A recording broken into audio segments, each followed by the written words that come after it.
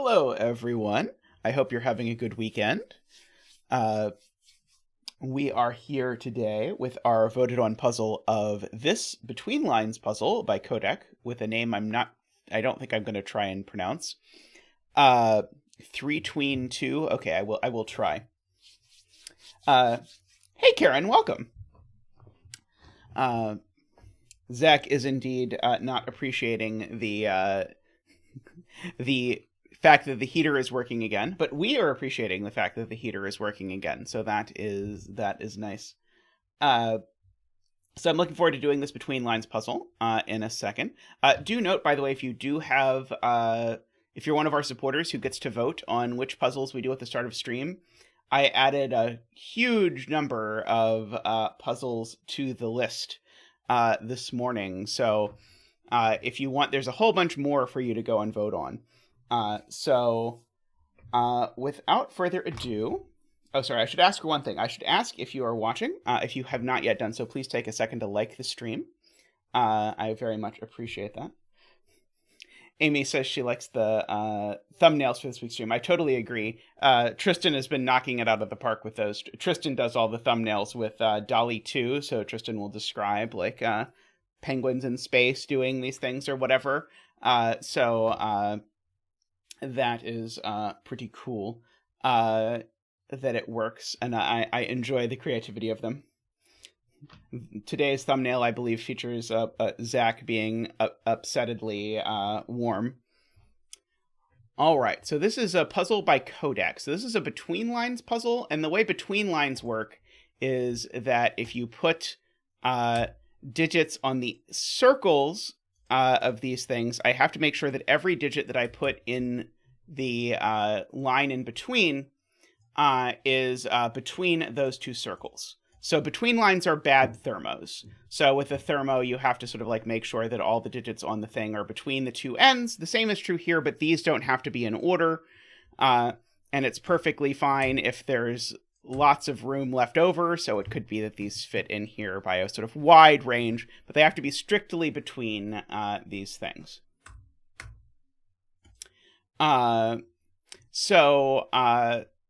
One thing that you can notice, so there's a couple things about Between Lines that you might notice, and so one of them is that you can never put a 1 or a 9 on a between line in a puzzle that doesn't have a 0 or a 10. So in this box, the 1 and the 9 have to go here, which is interesting because it means these two circles cannot be 1, 9. I'm actually going to just shade cannot be 1, 9 in the grid, just because I think it's I think it might be the first thing that we have to look at. And so over here we also have we also have the 1 and the 9 in this box. Can't go on these. So, of course, I suppose I can automatically shade every cell that is on one of these lines as well while I'm doing that. None of these can be 1, 9, but the thing I wanted to note was none of these can be 1, 9. That can't. These cannot. Oh, Perla, welcome to the fans. Thank you, Perla. I will have Zach do his fan dance for you. Thank you very much. Oops, sorry, Zach fell over. Woo, woo, woo, woo. Thank you, Perla. Welcome. Thank you for joining the collection of the windmills, and welcome to you. I hope you're having a good day. So. An interesting question is to think about, okay, so where are 2s and 8s in this grid? Because a 2 and an 8 can only go on a between line if there's a 1 or a 9 on one of the ends. And so I was looking to see as I did this if there were any of these lines where I did not have that being the case. Or where it could not be 1 or 9 at either end, but I don't yet have any of these circles where there can't be a 1 or a 9 on either end, although I suspect I will get there in time. So Garian was looking at the 2 8s as well.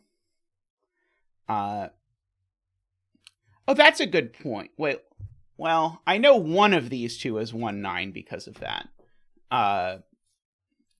Does it help me to know that one of these two is 1-9? I'm not sure.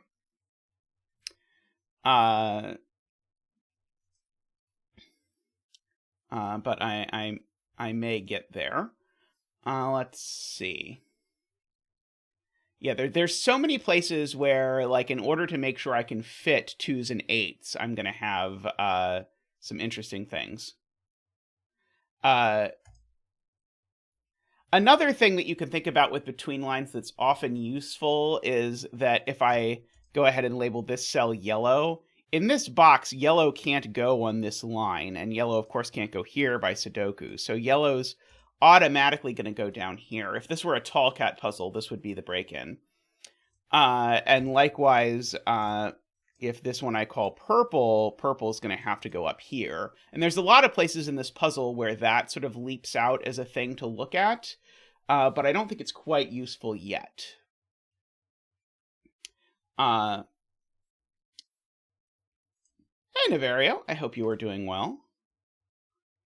It is true that in column 4, there's only 3 places that can be 1 or 9. And the same is true in column 8. Interesting. Do I possibly believe that this could be a 1-9 pair? It seems unlikely to me that that could be a 1-9 pair, but who knows? Let's see. About these being a 1-9 pair, I think that's, again, unlikely, but I don't know that I can disprove it right out of the gate. Let's see. Oh, or I could look at column 6. For whatever reason, I am somehow I am somehow doing that. But Josh points out that while I'm looking at all the places where there's only 3 places where 1 and 9 could be, there's actually one sitting here in this column where there's only 2. What does the ring spot scrolled away mean?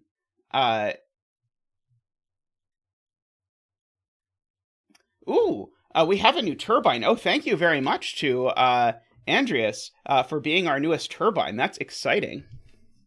That is awesome. Huge thank you for that. Oh. Tallcat wanted the other row 4, column 2.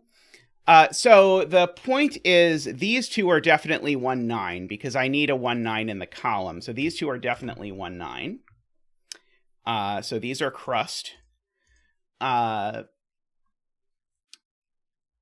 Doesn't immediately tell me anything, but they're definitely 1-9. I'm going to make 1 yellow and 1 purple, just because experience tells me that's often useful. It might not be useful here. I'm not sure.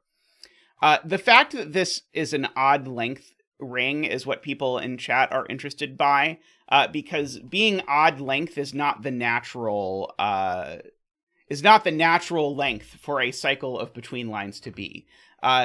This one is also odd length. This one here of length 3. So there's 2 odd length cycles, which are interesting.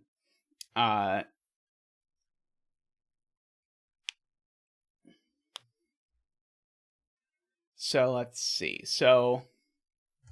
So the point is to ask how far apart these have to be. And so these 2 digits have to differ by at least 4. And these 2 digits have to differ by at least 4 because there's 3 digits on them, and these 2 have to differ by at least 4.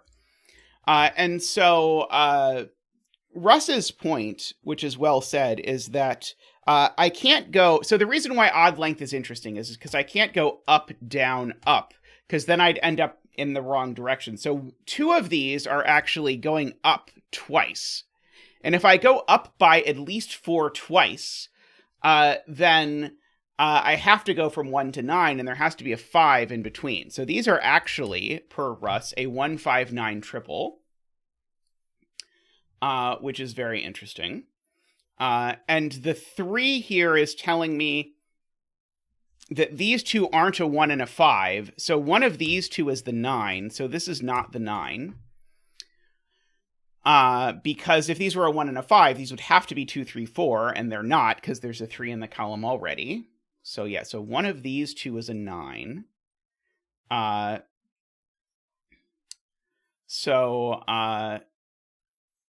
And this one can't be this one is gray, so it's not a 1 or a 9. So this digit is a 5. Haha. Yes, so this digit, which is looked at by, which is 1, 5, or 9, but is a 5. There we go. So we get that, and we get to do the 5 dance.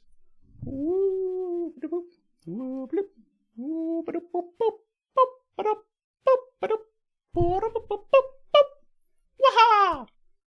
Thank you, Zach. Thank you. And so now, per our previous comment, that makes that a 9 and makes that a 1. So this is yellow or purple, I don't know which. These digits are neither, because these two digits, C, 1 and 9. This is yellow or purple. Ooh, we have a $10 donation from David Ratner, going on vacation. So early happy Thanksgiving to all. Huge many thanks to all who make this stream community something special every day. Great to be part of it. Thank you so much, David. And I do agree. Thank you to everyone for being here and for making the Sudoku community awesome. It is one of the coolest things I have ever been a part of. And I am very happy to get to hang out with you all a bunch of times every week. These cells also see 1 and 9. So we can fill in all of these. Well, not all of these, but we can fill in these and these. So these are 6, 7, 8, and these are 2, 3, 4 for certain. This digit can't be 1 or 9 because it's on between line with both of them. So if this were a 1 or 9, there would be no fill-in. And now there's a 1-9 pair in this box, because these are the only two things that can be 1 and 9. So that's 1 and that's 9. So these can be, these can be highlighted like that. That's not 1, that's not 1, that's not 9, that's not 9. These are gray.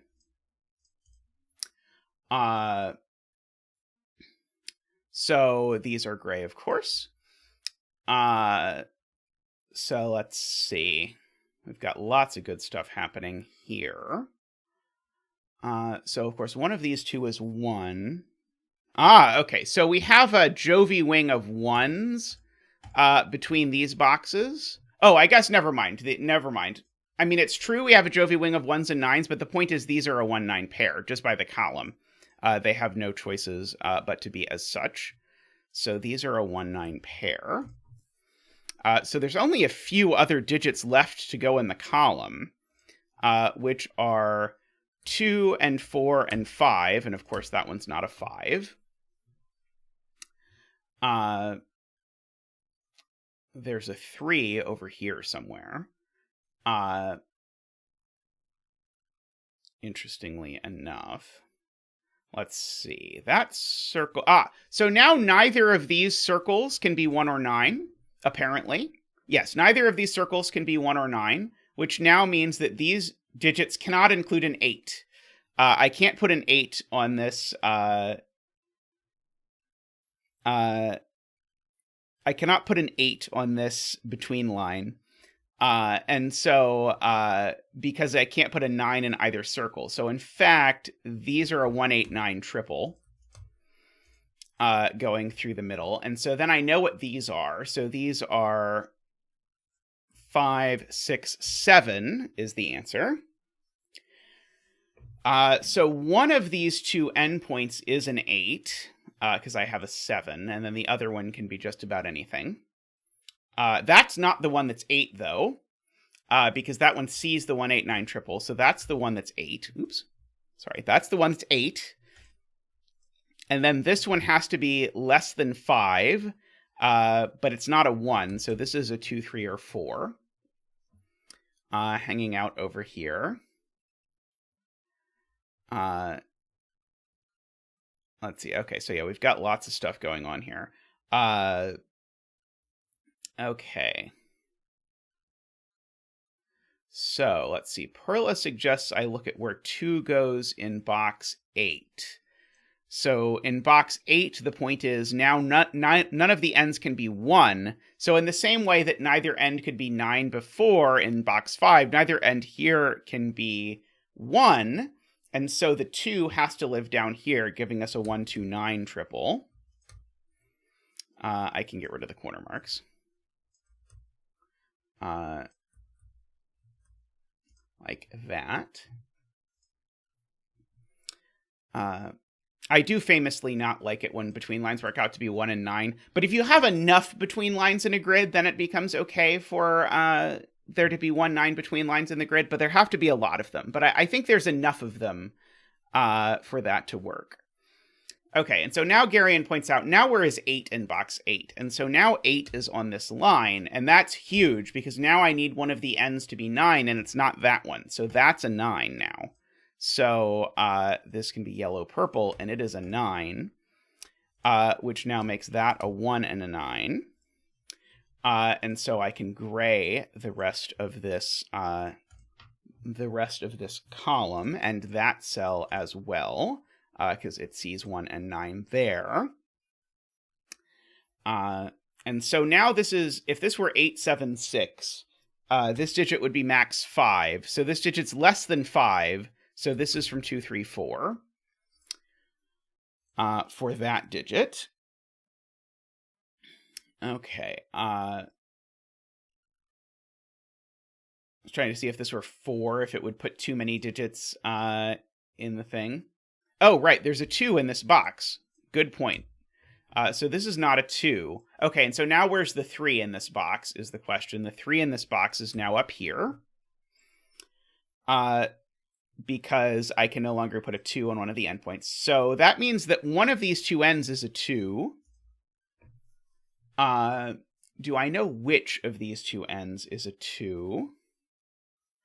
I don't think I do yet, but one of them is a 2. And the other has to be at least 6. If this were a 4, I would also have 3 and 4 here, but no such luck here. This can't be a 2 either, Chad is pointing out, because there's still a 1, 2, 9 triple, so this is a 4 or a 5. Okay. This has been glorious so far. One would expect no less. One of these 2 is a 1. Oh, not necessarily. That could be the 1. Never mind. Let's see. This number's at least 3 and at most 7.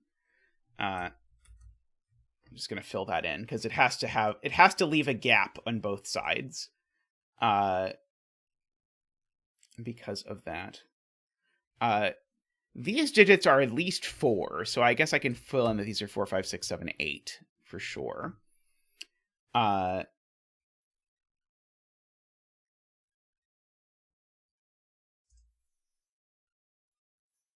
Okay, let's see. Russ is saying this is more limited because where does it go in box 8? Oh, right. Ha! That is gorgeous. Nice spot, Russ, and nice setting. This digit in box 8 can't go in any of these cells, so this digit in box 8 goes down here, but it's not a 1 or a 9, so this digit is a 2. And so these are from a minimum of 3, 4, 5, so this is at least a 6, so this is a 6, 7, or 8. Oh, but it's not a 6 or a 7 by the row, so it is an 8. Let's see, has that done a lot to 8 in this box? By Sudoku, not quite as much as I had maybe hoped, but what are you going to do?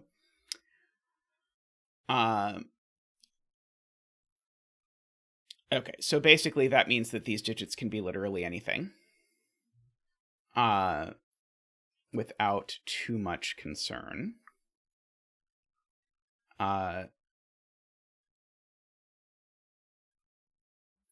Tallcat is pointing out that the 6 and 7 are definitely vertical in this box, because I have not yet placed them anywhere. And if the 6 and 7 are vertical, I know none of these cells are 6 or 7. And so in this box, that means the 6, 7 are a hidden pair. That is a very good spot to Tallcat. It's almost like Tallcat has done the puzzle before. But the only places in this box, because of this 5, 6, 7 triple and these corner marks, the only places in this box that I can have 6, 7 are here, making that what's called a hidden pair. And making that what's called an 8. Just by sudoku, because I need to put an 8 in this row. And so these are 1, 2, 3, 4, 5, 6, 7, 8, 9. And this one's the 5 of those. These are the 1, 9. These are no longer 1 or 9. So these are the 1, 9, and I know the order. So that's the 1 and that's the 9. Okay. So this is a 2 or a 4 now. And that 2, 4 pair looks over here and makes this a 3. Good that we didn't get any sort of like betting tree shenaniganery out of that. These digits for this column, 2, 3, 4, 5, 6, 7, 8, 9. So no 2 there, no 2 there because of the 1, 2, 9 triple that I remembered for once. No 2 here because the 1 in the box is gone, so the 2 is actually placed there in the column. If this were a 4, one of these two would be a 3. That's okay, I suppose. Let's see. Do I want to fill in this quad? That seems dangerous. Let's fill in this pair. That seems more relevant. These are a 2, 3, 4 pair. Maybe that was not actually relevant. Garion points out we have a 4, 5 pair in column 8, making that a 2 and a 4. I agree. Let's see.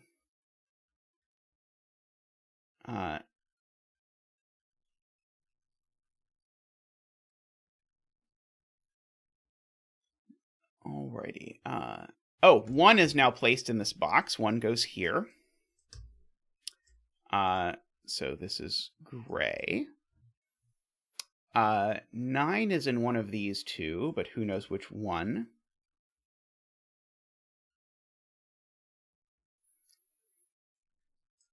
Three in row 8, it's being pointed out, is over here, because it has not been pencil marked anywhere else. And so that means that 3 in this box is in one of these two cells only. Let's see. Yes. And then where's the 1 in row 8? It's here. So these are a 1, 3 pair. Chat got there.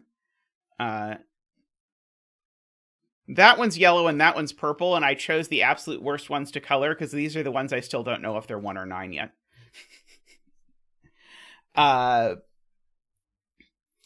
This could never be a 3, because if this was a 3, it would be adjacent to 2 and 4. That's adorable. So that is my 1, in fact. So this is a 1. That now can't be a 2, so it's a 4. That's a 2. That's a 3. This is now a 2, because it's got to be between 1 and 4, and it isn't 3. Making that a 9 and a 1. Let's see.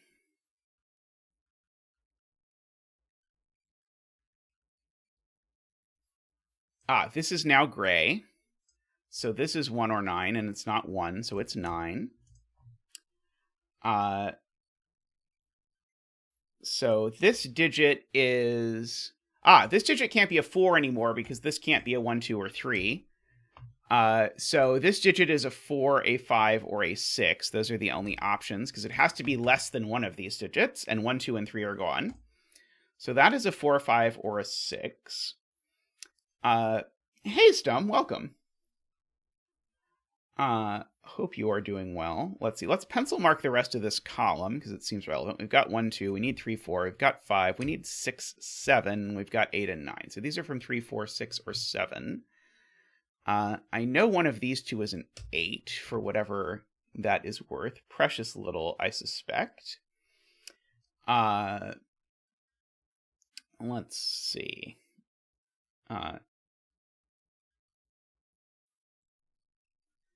Ah, there is a 4 in box 9 in one of these two cells, Garion points out, because of that 4, which rules 4 out of this cell and places a 4 here, which rules 4 out of all of these and lets me corner mark a 4 here.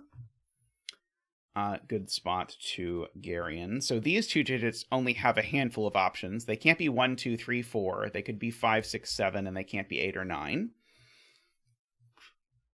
So that is all that is left for the row.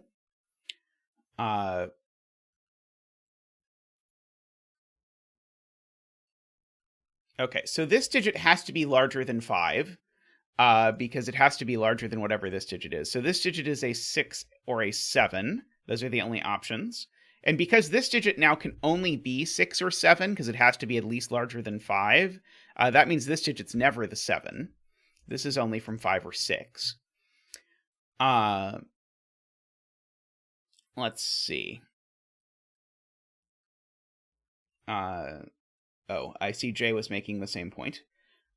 These digits up here, what can they be? 2, 3, not 4. In fact, this one just is the 2, because that can't be a 2, and there's nowhere else in the column for a 2. So let's just fill that in. This can be 3. It can't be 4. I think it could be 5. It can't be 6 or 7, because the 6 and 7 corner marked here, or 8 or 9. This is only 3 or 5. Now I must have all the 2s, right? I don't quite have all the 2s. But this can't be a 2, and so the 2 is placed in this box here. So this is a 9 and a 1, meaning that we have finally disambiguated our yellows and our purples. So 1s are, in fact, not yellow, they are purple. And 9s, oops, sorry, I have to switch back to digit mode. 9s are not purple, they are yellow. So that is a 9. This is an 8, and this is purple. It's a 1. This is a 2, and this is a 9. Let's see, well, we have, and this is gray. And now we have finished our coloring, and so we can bring in Zach for a little color dance. Woohoo-ba-doop, woohoo-ba-doop, woohoo-ba-doop.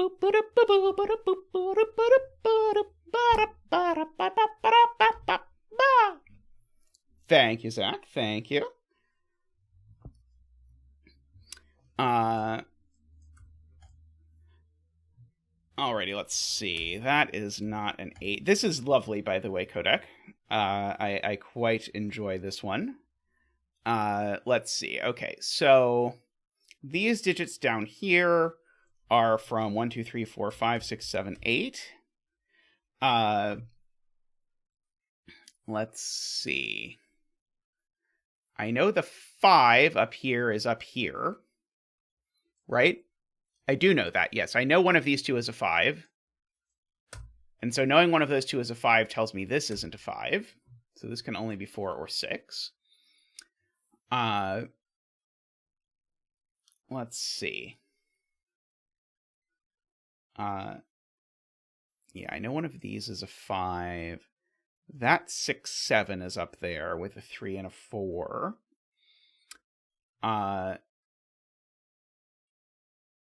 Yes. Tallcat points out this digit can no longer be 3, because if this were a 3, that would have to be a 2, and it can't be. So this is now from 4, 5, 6, 7. So this digit's at least a 5, I might as well fill in. 5, 6, 7, 8 are the options, and this digit's at most a 6. 1, 2, 3, 4, 5, 6 are the options.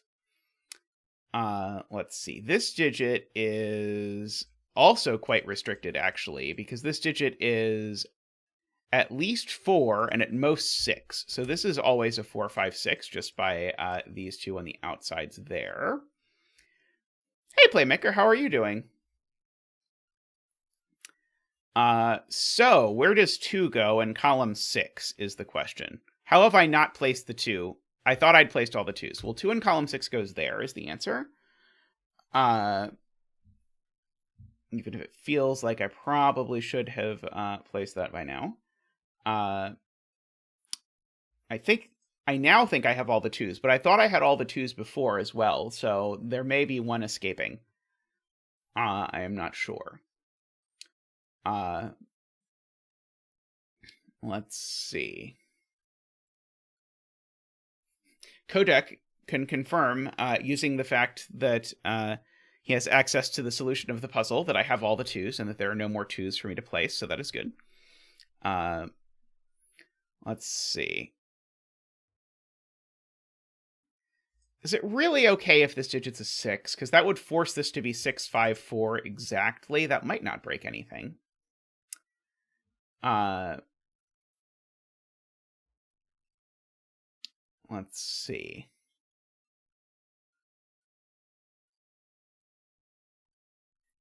Tall Cat proposed the betting tree. Let's see. Row 2, column 5 can't be 6 or 7. If this is 6 or 7, it makes this also 6 or 7 or 8, and that would be too many 6, 7, 8s, because I already have.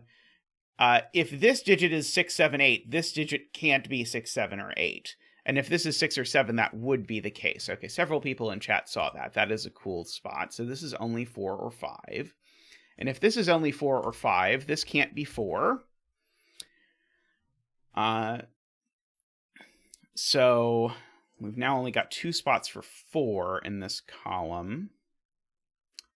We've only got 2 spots for 4 in this row, because that can't be a 4.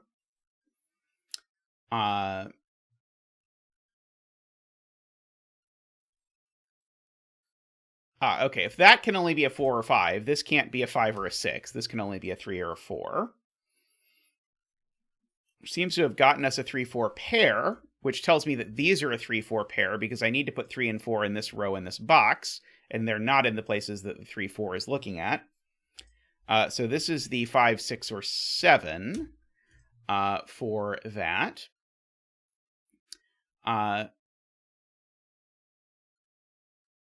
So now,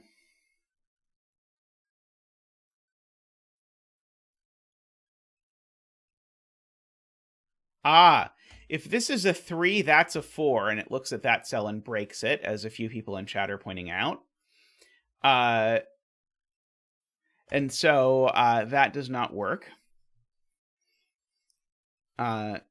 Yeah, thermos are just a between-line variant, is my way of thinking about it. So if this is a 3, it would make that a 4, and that doesn't work. So this is not a 3. And so this is not a 4 anymore, because this has to be bigger than that. Okay, and so we've got that. It's really a question, I guess, of whether you believe that thermos are between-line variants or between-lines are thermo variants. But they're clearly the same mechanic. There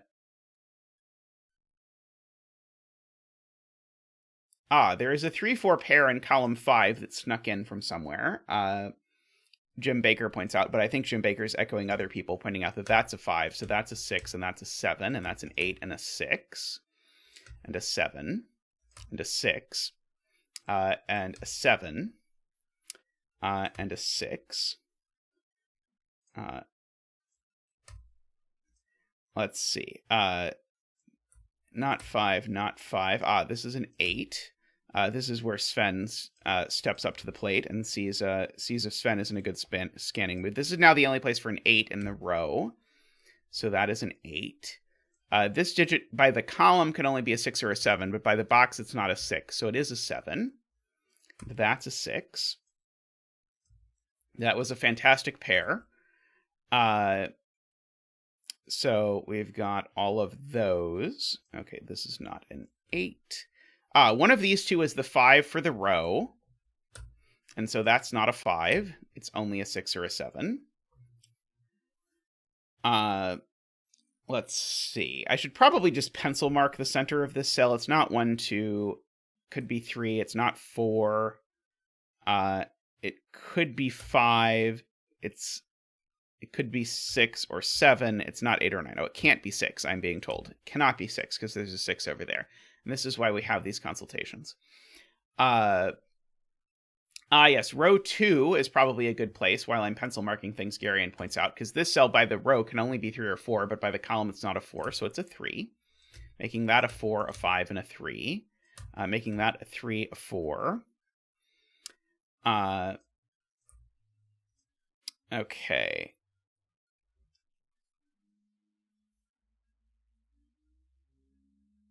This is also a 3 or a 4.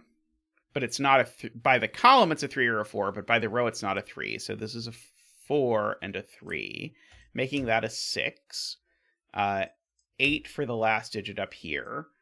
These are a 4, 5, which are disambiguated by that cell. This seems to be a 4 and a 3, and a 3 and a 4. That's a 7 and a 5 and an 8. And a 5 and a 6 and a 7, and a 5 and a 6 and a 7, and a 7 and a 5. This is a 3, 4, 5. This is a 6. And the betting tree is a 7.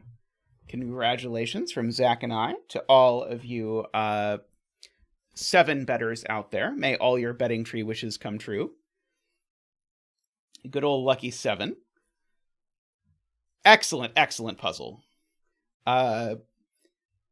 Very, very, very nicely done. Math Pesto made 8 bets and was unable to guess the betting tree, but next time.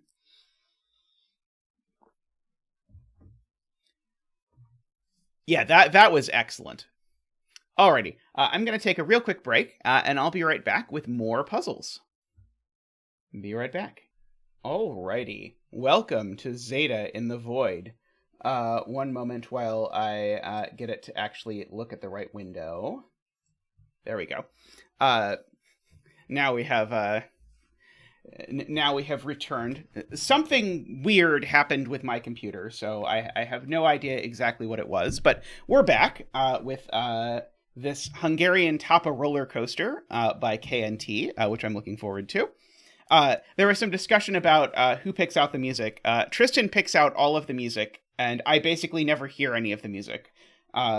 Although I did have sort of like one small contribution to the music in that some of the music is from I Am Kibitz, who is a Satisfactory streamer who I like, and I think only because I like I Am Kibitz is there Kibitz music in there. But that is my interaction with the music. And every once in a while, I can hear the music through Tristan's headphones. But I'm not actually wearing headphones when I'm streaming, so I can't hear it.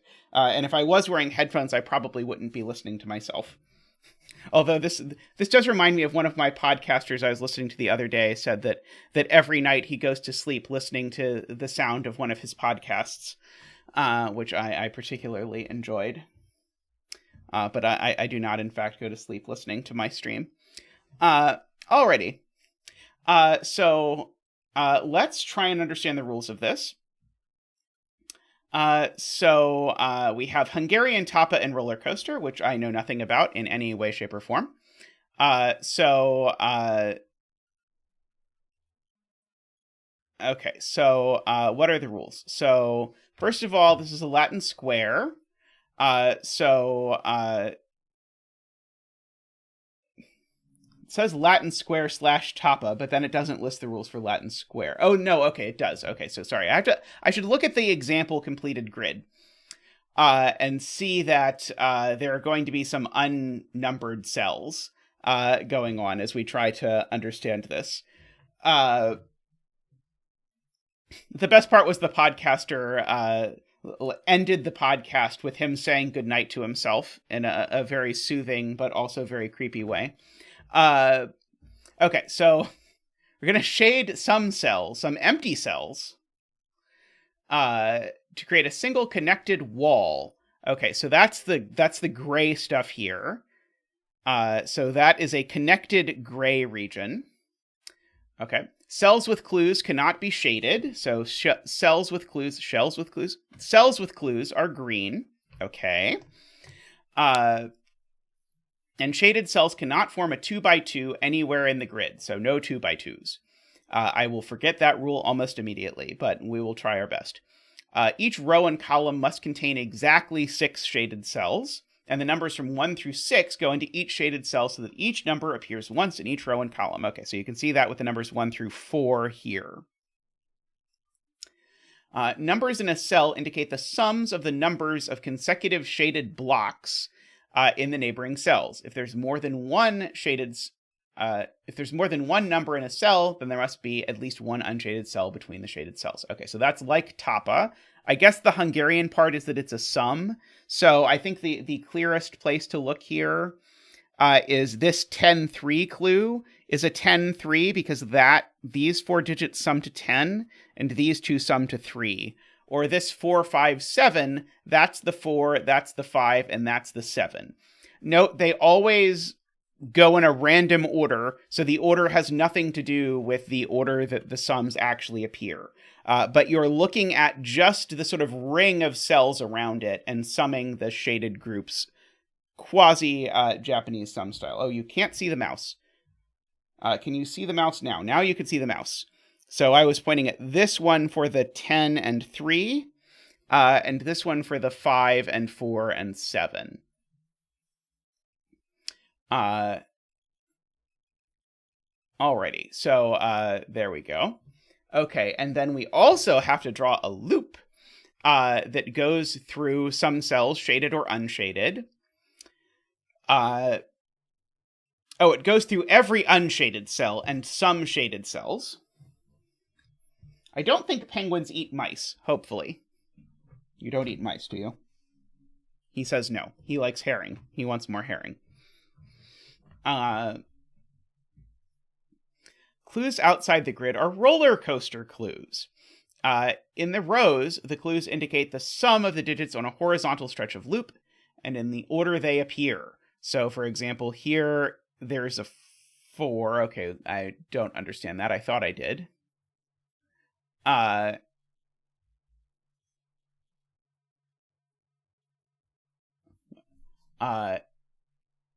Clues outside the grid are roller coaster clues. In the rows, the clues indicate the sum of digits on each horizontal stretch of loop in the order they appear left to right. But that is blatantly not... because this isn't a horizontal stretch of loop. I see. Okay. Okay, this is a good example. So in this row, there's only one horizontal stretch of loop because this isn't horizontal. You can see my mouse now, right? This is horizontal, so that's a 4 because the sum of 4 is 0. Here it's a 2 because the only vertical stretch of loop is there. Whereas here it's 6 and 4 because I have this string of 6 and this 4. Okay, so it only sees vertical loop segments and sees nothing else. But then it says either all or no roller coaster clues are given for a row or column. So if no clue is given, then we just don't know. And then a question mark represents a single-digit number, which may be 0. A question mark represents a single double-digit number, which may not begin with 0, but may end in 0. Okay, so I'm trying to double-check... I'm making sure I understand whether 0 means that there just are none or that they sum to 0 either way. It's not actually clear to me what 0 means. So here it's certainly in this case, there is a vertical segment, but there's no numbers on it. So it's quote unquote sum is 0. But could I have a 0 clue here if there was no vertical at all?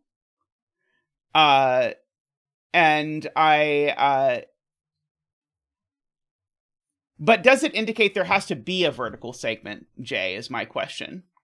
I am not sure. Okay, well, we'll assume it doesn't mean that. Okay, so the empty sum is not considered 0 by this puzzle, is what Jay Dyer is interpreting it to mean. So we will try and keep in mind that. Okay, so now we get to try and organize this. Oh, this is loading the wrong way. Let's see if I reload. That'll be better. Okay, I don't know why it sometimes loads in the wrong version to begin with. Let's try that size. Oh, wow, I guessed very well, if I do say so myself. Okay, let's see. Do we want to cover some of the rules, or do we want me to be small? Oh, I can come up here, like that. Then I can be a little bigger. Yeah, I would say the empty sum is 0, but I don't, strictly speaking. So I guess the question is, I guess if there were an empty sum, because there could be 2 zeros in a row, I guess. Okay, I think there could be 2 zeros. So if there were 2 vertical strips, I think there would end up being 2 zeros. Maybe that's mathematically not possible. All right, so let's start by noting that all of these are unshaded. Okay, and let's think about this 25, because I need a string of shaded cells that sums to 25. And the largest number I get in this puzzle is 6. So let's say I tried to make this cell unshaded. Then the most I could get to would be 656, which is 17. So actually, all of these cells are shaded, is what we're saying. All of these cells are shaded, because otherwise I'm not going to get there.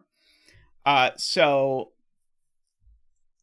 these sum to a maximum of 15.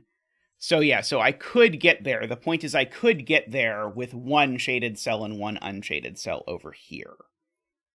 Oh boy, we've got one double-digit thing over here. We've got 2 single-digit ones here. Let's see.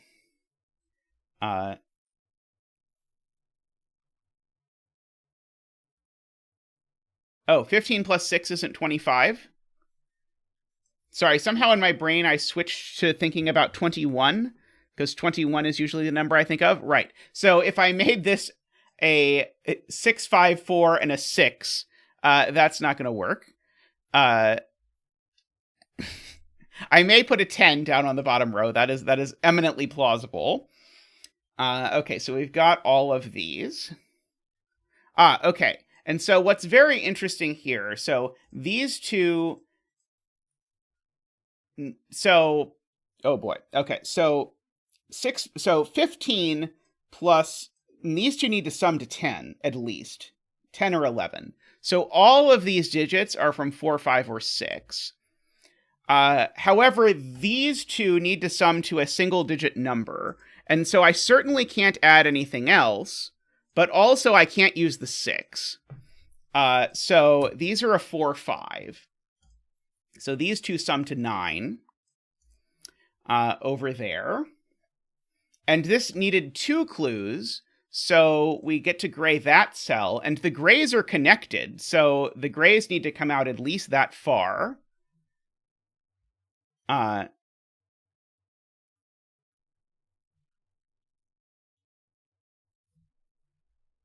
am I wrong? I might be completely wrong.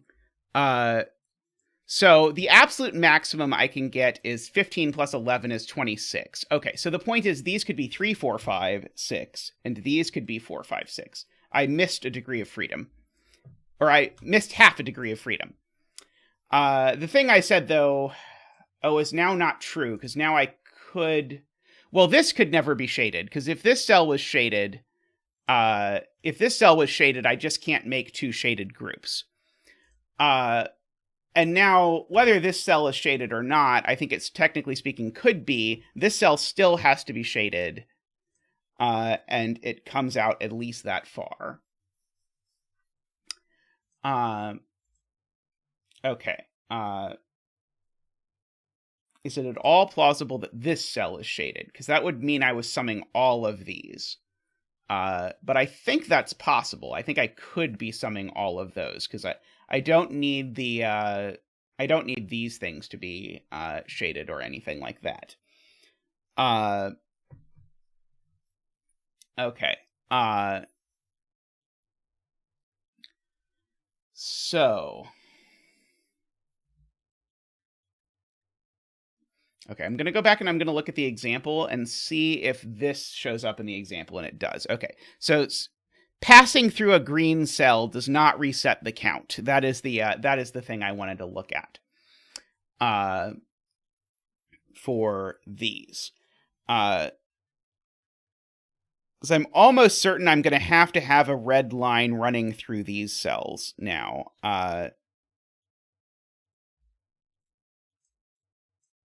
That is an ugly looking line. Can I change the color of the line or something like that?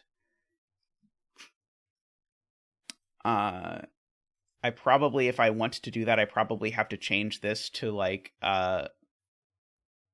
line free or something like that. I don't know, but it's just literally invisible the way that it defaults to.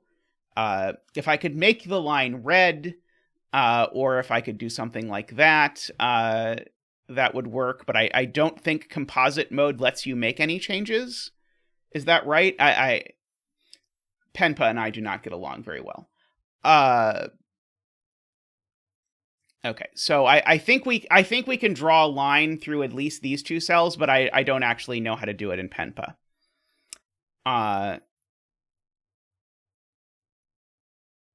Yeah, so we just give up on composite mode, is the point. So you just have to not use composite mode and use line instead. Okay. Okay, and so if I use line instead, then oops, I can try and put this in red. Oh, why is this? Oh, normal red. Does that show up? Even that doesn't show up super well. If I am being completely honest, but we have that. But anyway, the point is I need to get to 16, which I cannot do in 3 cells, and I need to omit at most 5. In fact, actually, I need to omit, because 16 plus 3 is 19, I need to omit at most 2. So I actually need both of these to be on horizontal loop. So actually, my line needs to go through both of those at least. Yeah, I could do the thicker... Oh, no, thicker is an option for edge, not an option for line. That's right, because Penpa. So yeah, sadly, I fear this is the best we're going to get in terms of visibility. And this line can't turn up here, because if it turned up here, these two would sum to more than 5, so the line continues. Let's see.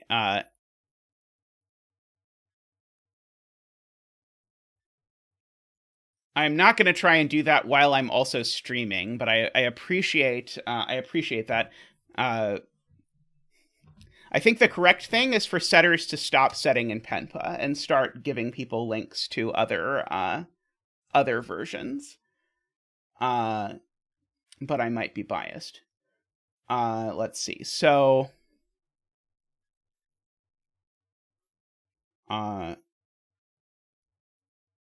right, I can't even get to 16 in 3 gray cells.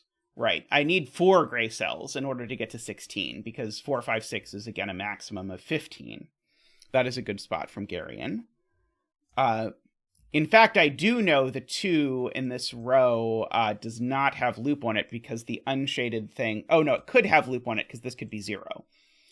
But I do need... Okay, but I need 3 separate horizontal segments of loop. So I think this is forced. And that might have been what Jay Dyer was saying, but I think all of this is forced, because I need 3 segments of loop. I mean, the version for drawing on edges and drawing lines is much, much, much better in the CTC app than it is in Penpa. I think the CTC app is actually much better for almost every pencil puzzle.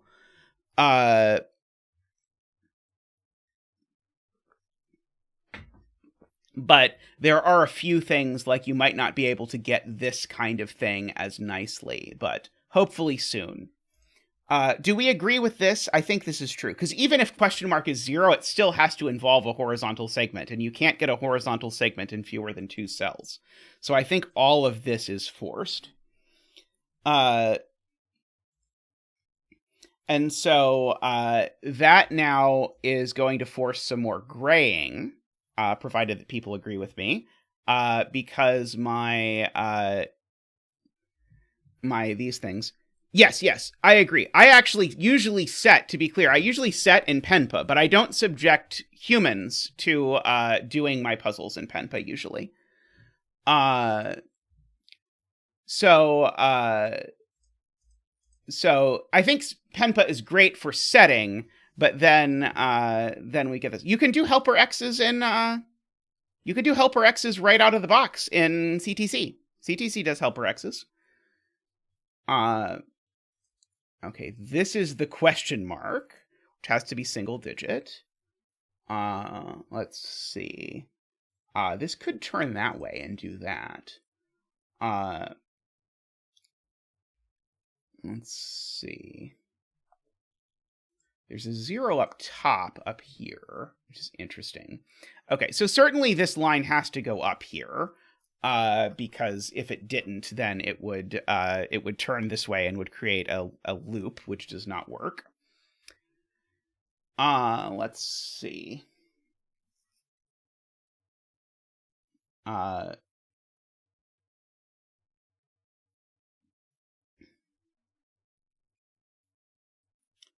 Okay. Yeah, I mean, CTC app has had helper X's for a long time. No, it is not new. It is from way before all the updates to the pen tool that have made the pen tool better. Yeah, you have, since you could use the pen tool, you've been able to do X's in CTC. Yes, they also count digits on the turn, Garian. So whenever I have a question like that, I go back to the example and hope the example has one of these. But yeah, they do count things on the on there. Yeah, you don't have to switch modes to get an X. It just does it automatically if you click on the edge. Let's see. Okay. I do know there's a double-digit sum and a single-digit sum at the bottom, so I know this can't just sort of like run up. That's right, I need to remember also, there's a rule I almost forgot. The rule I almost forgot is every green cell needs to be on the roller coaster. And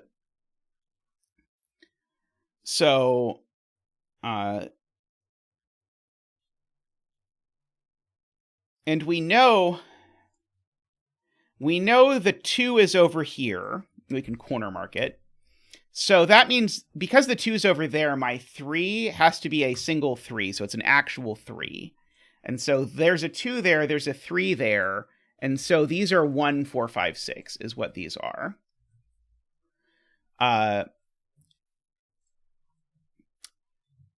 Let's see, does that help?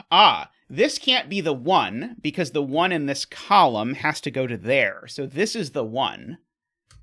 And then we get to do our digit dance. Woo-hoo-ba-doo, wah-ha! Wa-da-ba-da, wah-ha! Ba-da-ba-da, ba-da-ba-da, ba-da-ba-da, ba-da-ba-da-ba-da, woo! Thank you, Zach. Thank you. So we've got that. Okay, that was cool. All right, so we've got... Okay, so now we have to be very, very careful with these, I guess. And I guess I knew already that this was the 1, even just using the fact that these things need to sum to a single digit. So, for example, neither of these can be a 6, because then the sum won't be won't be that. In fact, if I don't use a 3 here, I'm not going to be a single digit. So this, in fact, is a 3. And now this can be a 4 or a 5. Yes, this can be a 4 or 5. But if I don't use a 3, then these are a 4 or 5 pair, which would be 10. So we get there as a 3. And so once that's a 3, And now I need to think about my 25 sum. And so now my sum is maximum if I make this 5 and 6, which would be 14 for this row, plus, and then I would need these to add to 11. So actually that forces that to be 5, that to be 6, that to be 6, and that to be 5. I think that is, I think that's all forced. Let's double check that that sums to 25. That's 14 plus 11, that is. Okay, and so this is a 4. So this is the double-digit sum that goes around this.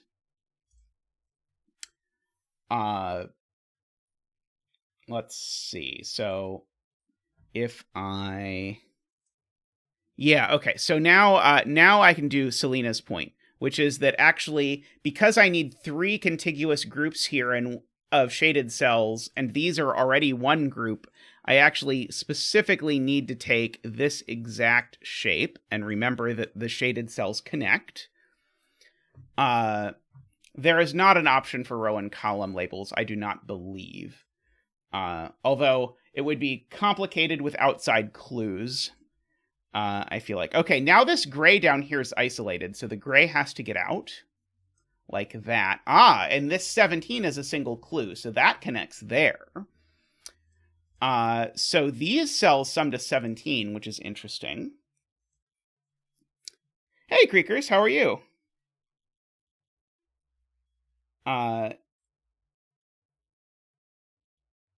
Yeah, there's certainly no...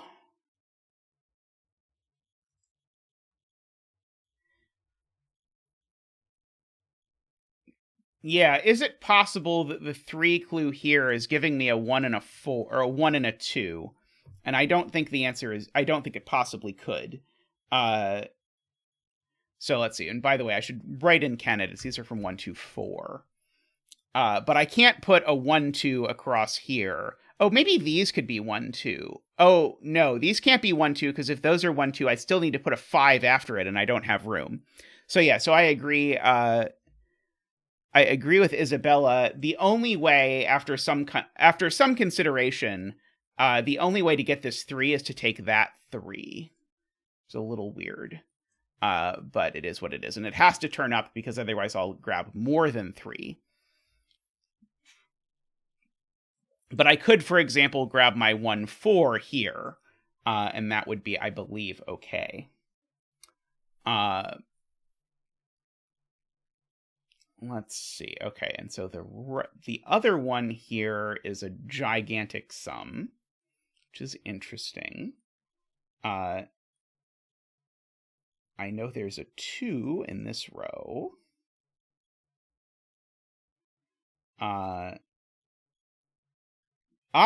not getting my 5 vertically, because the only vertical one in this row is a 5, and it's not that 5.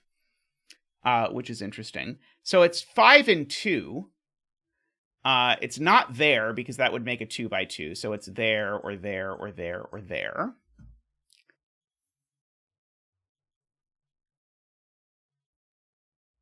Right. I had corner marked this 3. And Josh is pointing out, really, that this 3 I corner marked, I knew was the shaded cell in these 2. But I now know that cell's unshaded because we got it from this. So this cell has to be shaded. And so that's the 3.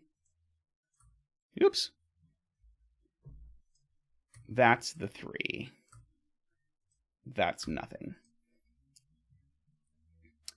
Okay. Good spot to Josh, remembering to actually use the clues that we have. Oh, right. Garion with a huge important note.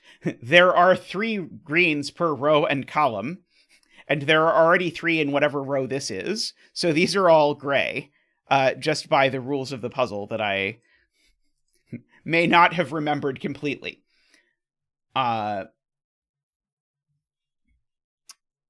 Okay. We have to avoid a 2 by 2, Isabella points out, and that would be a 2 by 2. And that's the last gray for this row. One of these is a 2, and then the other...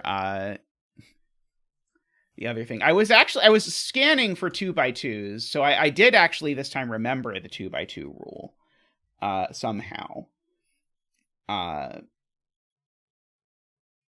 Okay, so, and now the puzzle's broken. No, it's not. I can't get my 5 as a sum of 2. Because it can't be from 1-4 anymore, because I can't do these. So my 5 horizontal clue has to be from this 5, and so it has to connect. The 5 has to do that to take care of that clue. And that means that I've taken care of all the horizontals in this row, so everything else needs to go vertical, like that. And once that happens, this gets pushed up one further, because otherwise it would close the loop. Bottom right gray. Okay. Ilm has an excellent point, which is this is a disconnected island of gray that has to connect to its friends, and it can only do that through here. So actually, Ilm's point is I can gray all of that. I know in the LMD page, KNT expressed concern about the difficulty of this puzzle, namely wanting it to be perceived as easy. At least so far, I think this has been a very gentle puzzle. Okay, this clue is now interesting because I need to get to 2 double-digit numbers. Oh, yeah, so I need to get to 2 double-digit numbers. One of them is here, the other one's over here, which means this cell's always shaded, because I can't get to a double-digit number without shading at least 2 cells. So that has to be that. I need to avoid a 2x2 here.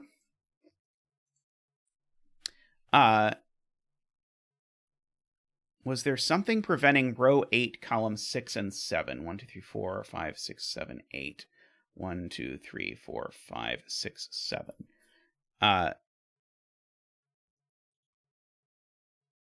Yes, this 3-5 clue, Garion. That's all the horizontal things in the row.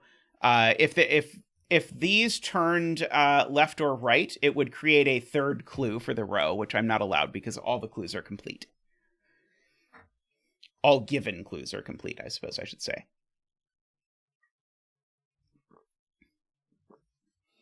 I've got almost all of the grays up here already, funnily enough. Interestingly, I know this 0 connects 2 greens. The only way I could have done that to make the 5 would be to add these as a 1-4, but that would make a loop that was a 4-cell square, Garion. So it was specifically after this. So I had been sort of planning to let this be a 1-4 sum until it was this exact arrangement, at which point the 1 and the 4 joining would do that, and there's just nowhere else I could do it. This 0 needs to connect 2 greens, so this needs to be green to facilitate that happening.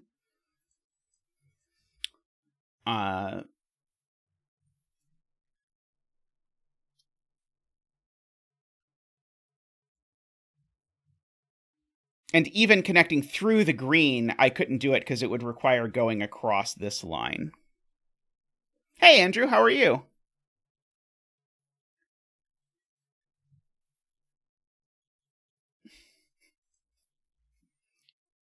Make a puzzle easy by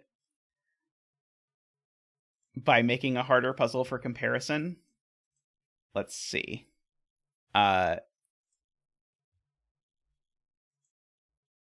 I'm trying to figure out how to put X's here. Okay, I don't think I can do it from that mode. I don't think the composite mode works, but we can put X's here and here and here in this column because the only vertical line in this column has a 1 as its thing.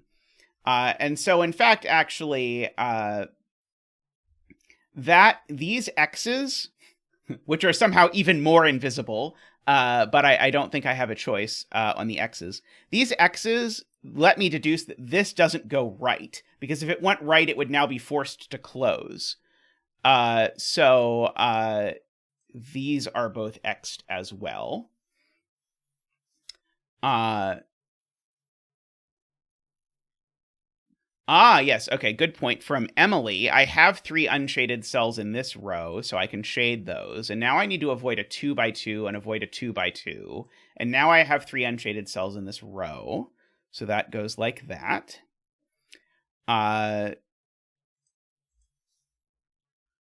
Okay.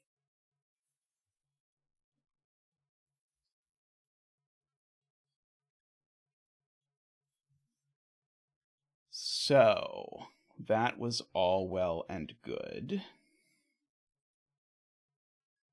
Okay, and I know that I can also fill in while I'm filling in X things. I can't include this or that because that would give me an extra vertical clue over here. There are 3 greens in column 8, points out Garion. And that's going to let me place the 2 as well as that green. Because remember, the gray here needs to be the 2. Well, the green can't be the 2 because greens don't get digits at all. But we've got that. This has been a romp so far. This has been far more innocuous than it looked like it might be, we'll say.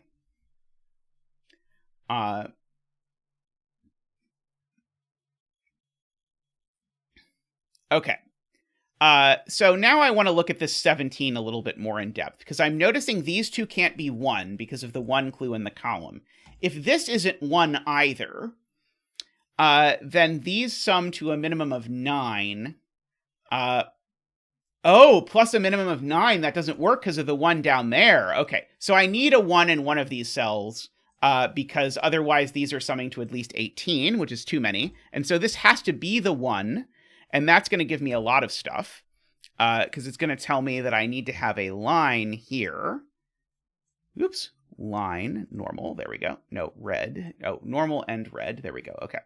So that gets me that. It's possible I could actually make the helper X's red, which I had not previously believed was possible. Okay, so that goes there, which also means that this cell has to be green. Yeah, let me see if it will actually let me make my helper X's red, because that would... Nope, it will not. It was a bold effort to make the helper X's red, but that is not one of the supported operations, I do not believe. Okay, this line down here has to connect across here, because otherwise it'll close the loop. Oh, sorry, that's not true. It can go through green. It can go through green. Don't listen to me as I briefly invent new rules that are not possible. Okay, Garion's saying this is actually minimized, which I meant to look at and then didn't. So this would be a minimum of 9 plus 6 plus 1. Uh-oh. Oh, 9 plus 6 plus 2. Right. Okay. So these being 2, 3, 4, these being 2, 3, and this being 2 would min this out, and now it is 9 plus 6 plus 2 is 17. So that's a 2.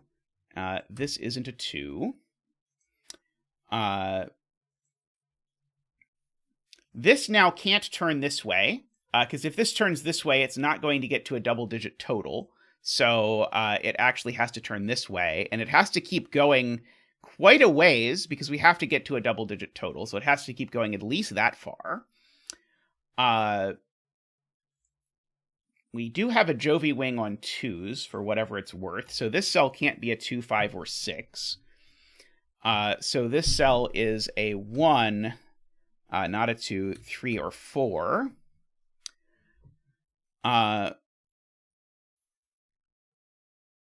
Which is very believable. Okay.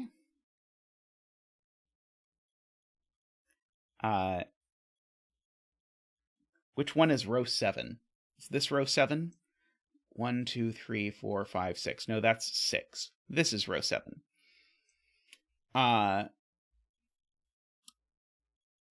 So one of these is the 2. To get that 2 clue is the point. Selena and Nicholas are pointing out. But it can't be this one. In fact, super can't be that one. But because of the Jovi wing, one of these is the 2, and it's not that one. So in fact, that's a 3 and that's a 2, and this line has to do that. And this line needs to get to double digits, so it needs to keep going at least that far, because currently it's only at 9. The setting in this is really good. This is a 2. The only digits I have left in this column to place are a 4 and a 5.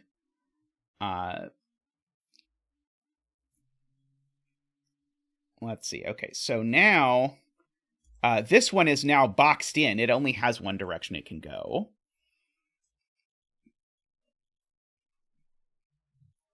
And remember, I actually need two clues. And so if I don't join these two, I can't get 2 horizontal clues. So I have to join those two. And those two are adding to a double-digit total now. So that's 4, 5, or 6. I will get to the no 2x2 in a second. But these are from 4, 5, and 6, and definitely involve a 6. We have a potential 2x2 here, Chameleon points out. So I have to green that, which is the last green for the column. Sorry, which is the last green for the column, which makes that gray. So we get to do that. My 0 has to be a red line connecting these two, and can't connect any more cells, so it's going to have to poke out like that.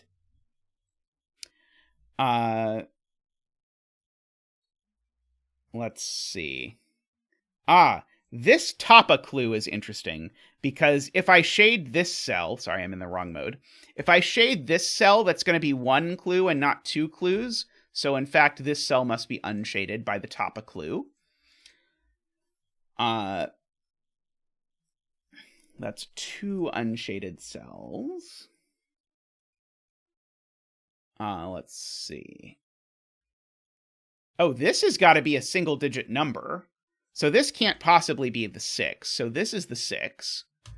Because these 3 are going to get summed. This can't possibly be the 4. But I think it could still be 4 or 5.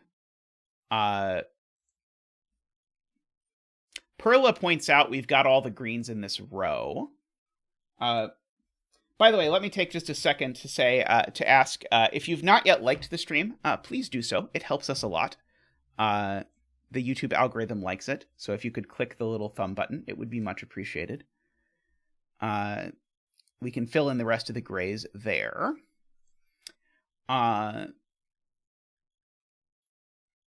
Okay, yeah, and these need to sum to at most 6.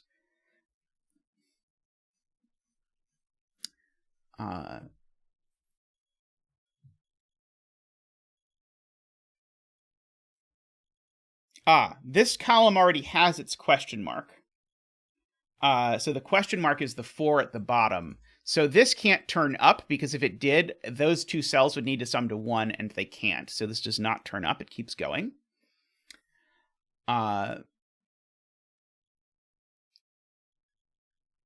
So we've got that.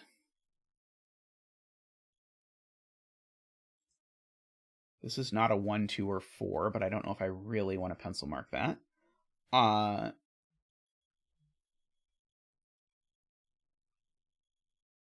Yes. Josh remembers a rule that I'd forgotten. That is very useful, which is that I need to visit every green cell. We've not yet used that rule, I don't think, but this 17 now is a corner. It can only be visited that way. That needs to continue because it's an alley. This is going through an X and through an X. It still can't actually turn either way. And so it's shoved all the way over to here. I'm sure there's a parity argument for whether these connect or not. It sounds like Garion has found a naked single. Row 7, column 5. 1, 2, 3, 4, 5, 6, 7. 1, 2, 3, 4, 5. No, 1, 2, 3, 4, 5. Okay, this cell is not 1 because of the column. It's not 2, 3, 4, or 6 by sudoku, so it is a 5. Making that a 4, making that a 1, making that not a 1. That was an excellent spot to Garion.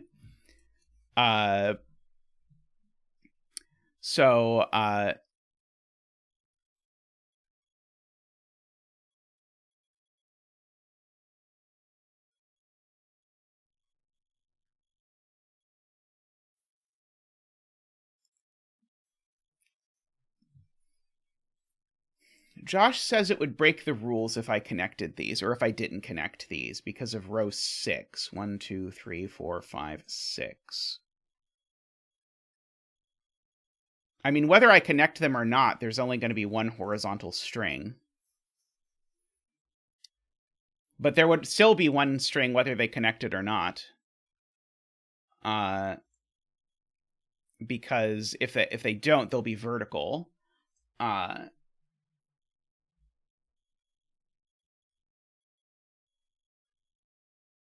Okay. Yes. Sadly, yes. The resetting it green is definitely something my brain has wanted to do every time. The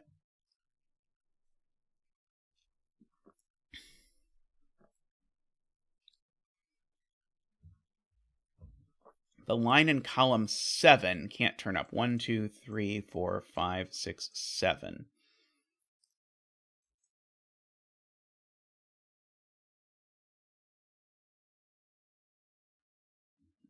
Wait, you're saying this can't turn up?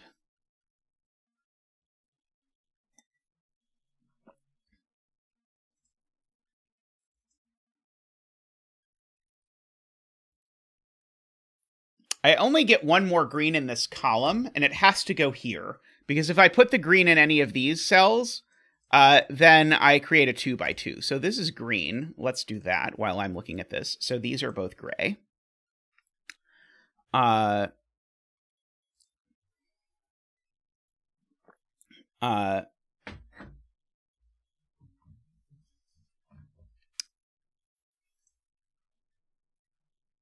Alrighty.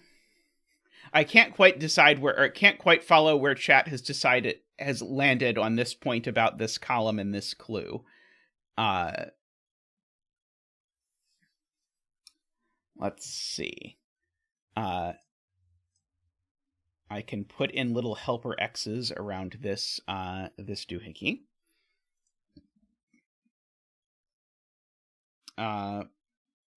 Okay. This gray has to be involved in my double-digit sum. And so because this gray has to be involved in my double-digit sum, I have to do at least that. So that line is definitely there. Oh, no, that's not true. Sorry, it doesn't have to go through it. Darn it, I was wrong. It doesn't have to go through it. It just has to go either vertically up or vertically down. It doesn't have to go straight through it. I was wrong. Hey, Rockrat Zero, how are you doing?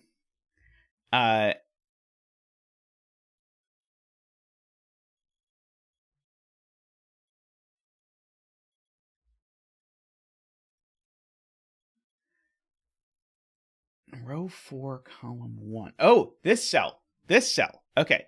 Jay Dyer has reminded me that this is also a Tapa puzzle. So I need to have 2 contiguous groups, and so if I shade this cell, I will not have 2 contiguous groups. So this cell's unshaded, and this cell is shaded, and because shaded cells connect, this has to get out. Excellent spot to J. And now that's all of my shaded cells for the column, so this is unshaded. These are a 5, 6 pair, just sudokologically. The rules are long, but the puzzle's actually been very gentle. Okay, and so this needs to be a double-digit sum, Josh points out. This is going to be... This digit needs to be at least a 3, but it can't be a 3, so this digit can only be a 4 or a 6. This is a green corner, as I first saw someone in chat say, a few people. So this has to turn like this, which means these have to connect because otherwise there'd be too many sums.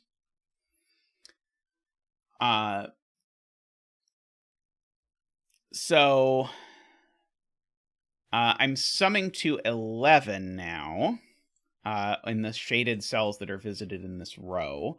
So I certainly can't visit this cell or I would be summing to 21. Unfortunately, I think that's the only X that I get out of that, and I think I already had that X even just by loop considerations. Let's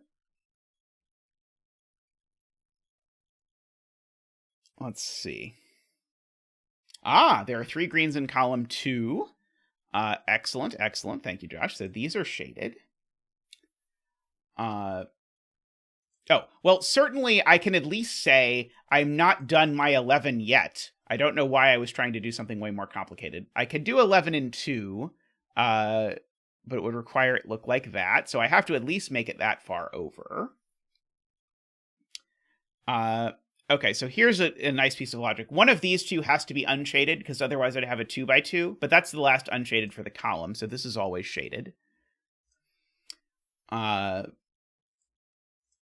This is a shaded, unshaded pair. I might be able to repurpose this. This row I can just do the shading, because I only have one more unshaded, and if I don't put it here, I'm making a 2x2 there or a 2x2 there. I really like that, that shading game. So those are both green. This gray has to connect, so that has to be gray. That's the last gray for the column. No?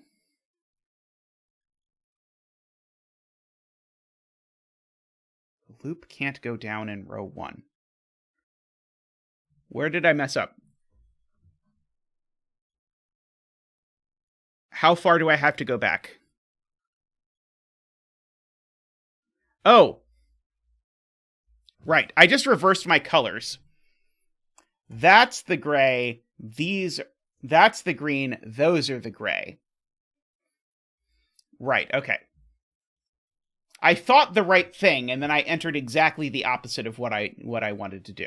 So that's the correct thing. Okay. This loop now can't go up because it would make the sum bigger. So this has to turn. And because of these X's, it has to keep going. That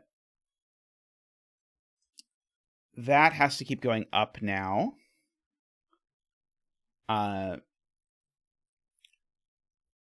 I should fill in this digit can only be 4 or 5. Oh, there's 3 greens in column 5, Ambrose points out. Very good. So that means the rest of this column is gray.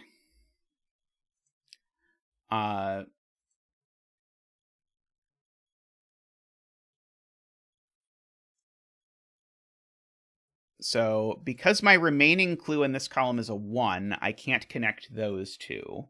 So I either connect these two or connect these two. Did I have to turn right at row 4, column 3? Okay, how far do I have to go back?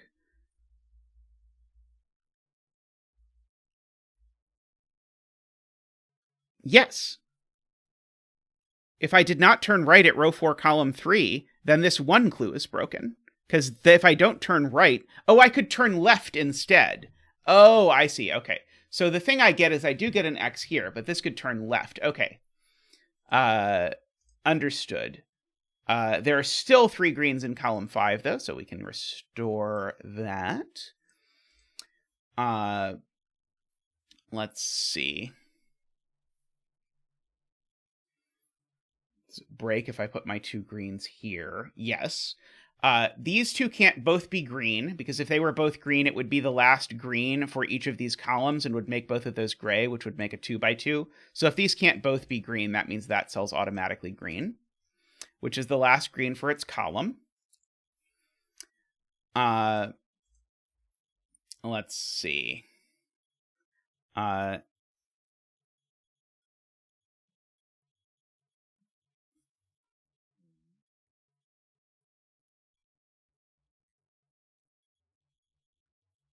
Okay, I know that I marked this before, but I know that the clue is a 1, so I can't take this vertical slice. I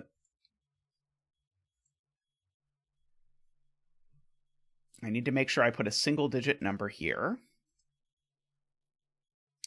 I should double-check my my Tapa clues for anything interesting. I do need to make sure these sum to a double-digit number, which is interesting. So this is a little bitty X-wing of green. So either those are both gray or these are both gray.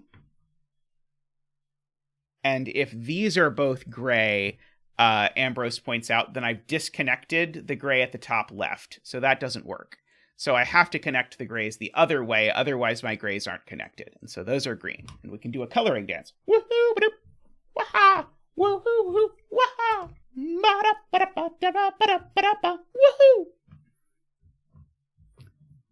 Woohoo! Nicely spotted, Ambrose.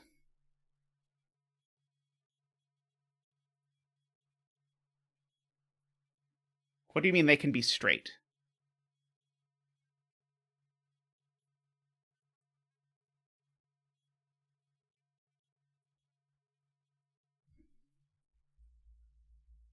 They can't be straight, though. If I put 2 greens in this row, that's 4 greens in the row. If I put 2 greens in this row, that's 4 greens in the row. If I put 2 greens in this column, that's 4 greens in the column. If I put 4 greens in this column, that's, or if I put 2 greens here, that's 2 greens in this column. No version of quote-unquote straight works. Trying to get Zach to undo his coloring dance. Okay, so now the point is, now that this cell is green, now I have not gotten to 11 in one cell. So I must continue across. Like that, at least. And this cell can't be 5 or 6, because there's a 5, 6 looking up, and so this must continue at least to here. And this can't turn down here, so it's got to continue at least to there. So we make it at least that far. I probably should start being a little bit more diligent about my Sudoku. So the things that are left here are 1, 4, and 6. The things that are left here are 4 and 5.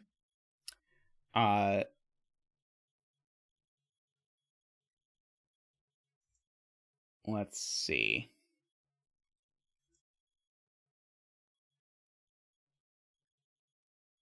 Do I have other places where I should be very careful about maintaining my Sudoku?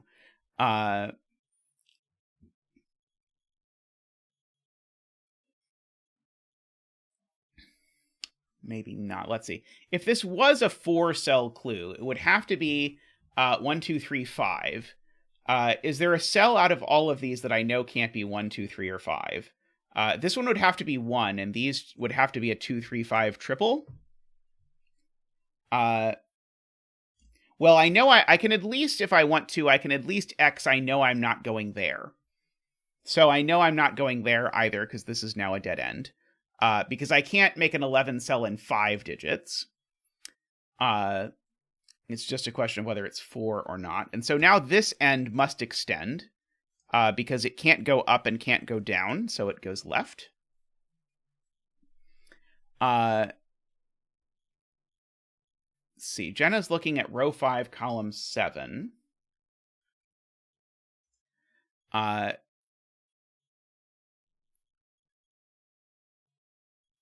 And so this is a 5 or a 6, just Sudoku logically. So it's not 1, 2, 3, or 4. So this is a 5 or a 6. And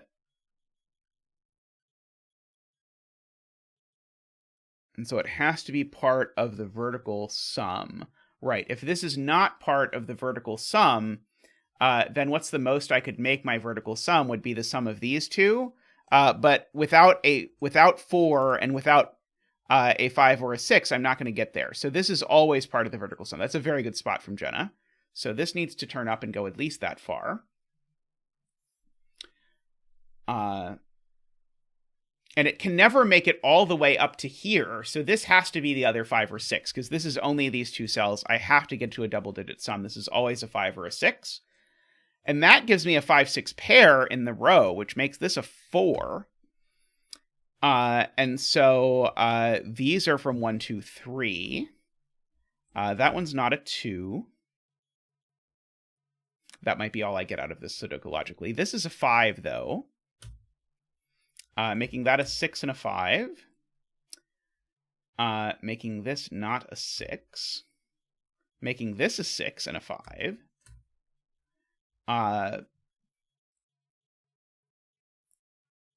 People in chat are pointing out if this line goes up, I have a huge problem because I've now isolated 3 loop ends and I can't tie them all up. So this can't go up. That is true. I agree. Let's see. Okay, so... okay, so I've got my 5 here. Yeah, one of these two is a 1. So one of these two is a 1. And so this is not 1. It's not 2. It could be 3, I think. It's not 4 or 5, and it could be 6, just to look at it. Yeah, if this loop goes left, I also strand 3 things in there for exactly the same reason. So I can't do that. So I must turn right. Oops. I must turn right here. Good point. This cell here, I need to make 2 exits from it, and they can't be these 2, because if it was these 2, I would strand this. And so this one always makes that connection, which forces this to go up.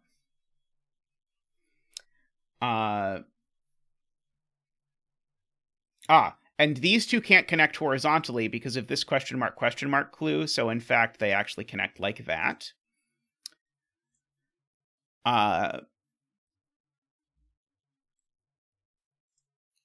So we've got that.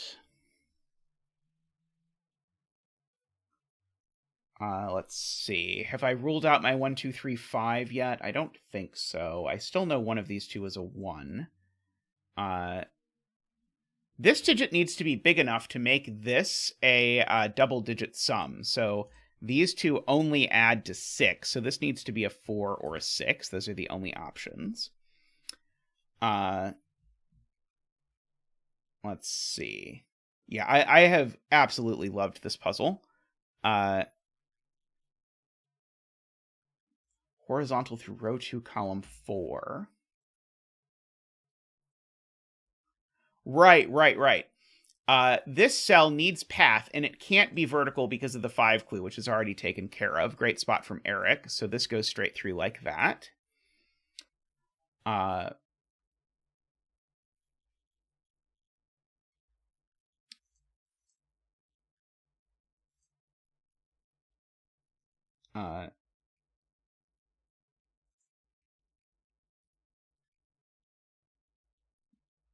This green cell does need to get visited.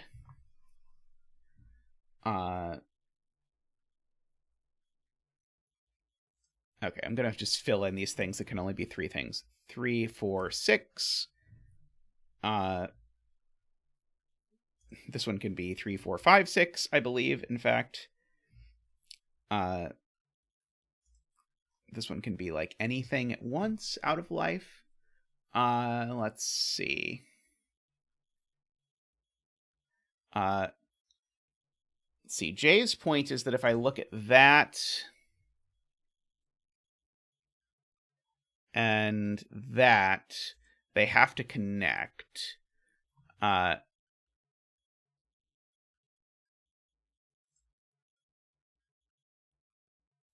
Right. So if this goes that way, then it's forced to do that.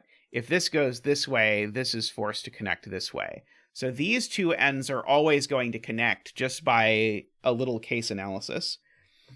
So these 2 are forced to connect. And if those two are going to connect, then that means that these two can't connect, because that would isolate this.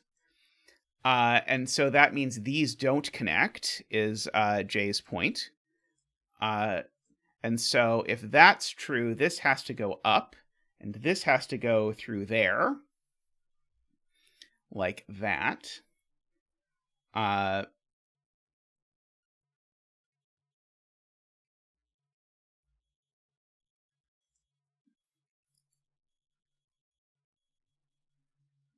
Right. This can't go up because that would create an additional clue. We've already got our 2 clues.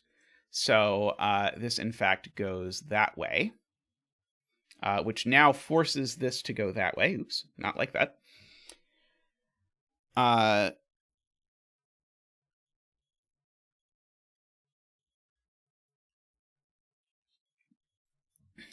Okay, these can't connect straight down. We know, because that would create a problem. But this is a corner. So because this is a corner, it has to do that, which then lets me fill in the 1. So that's the 1, that's the 4, that's the 6, that's the 1. And now this can't go down, at the very least, so we can mark that off.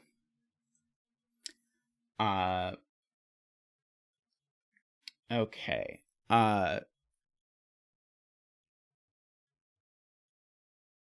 And if this goes left, Eric's point is, if this goes left, I've now stranded this loop end, so it has to go right. Oops. And then that means it goes down, and then it connects over there like that. This can't go down because of the 1, so this comes over and connects like that, and now we get a loop. Woohoo! Loop completion dance. Doo-doo, loop. Doo-doo. Doo-doo, loop. Da-da, da-da, da-da, da-da, loop. This puzzle has been an absolute delight. I absolutely love this puzzle. Okay, so now we have to do the Sudoku. So where does the 2 go in this row? It goes here. So this is a 3, making that a 1. Making neither of these 1s. These are a 4-5 pair for the column. I don't think I know the order yet. These 2 cells need to sum to 10. The only way to do that is as 4, 6. So this is a 6 and a 4 in order to make the total sum 11, which makes that a 5 and a 4. Let's see. So these 2 digits for the row are a 2 and a 3 in that order. So these aren't 3. This digit is not 3, 4, or 6. So this digit is 2, 3, or 5. No, not 3. Sorry. This digit is not 1, 3, 4, or 6. So it is 2 or 5 only. Let's see. This column, that's a 1. This 2 sees the 3 below it, sees the 2 there. That 2 sees down, sees the 4 and the 2, sees the 5 up there. This is a 4-6 pair, sees the 3 over there. Let's see. These are a 1, 2, 3, and so that's the 1. This is a 6 because of the 4. That's a 5 because it is. These are a 2 and a 3 in that order. This is a 1. That 6 makes this a 3. That 4 and 5 makes this a 6 and a 4. And I think we're now done. I think in order for answer check to proc, I would have needed to use the composite tool, which I couldn't because it was slightly invisible.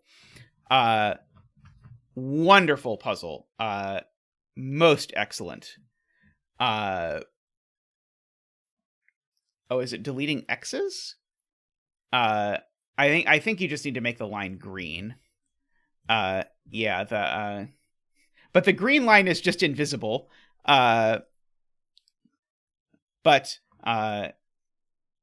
excellent, excellent puzzle. I enjoyed that a lot. I'm now both excited and terrified to do the sequel, since I'm told the sequel is quote unquote actually hard. So we'll see if I get to that, but we can do that. Alrighty, well, I'm gonna take a short break, and I will be back in just a moment with another puzzle. It will sadly not be the sequel to this puzzle. Be right back.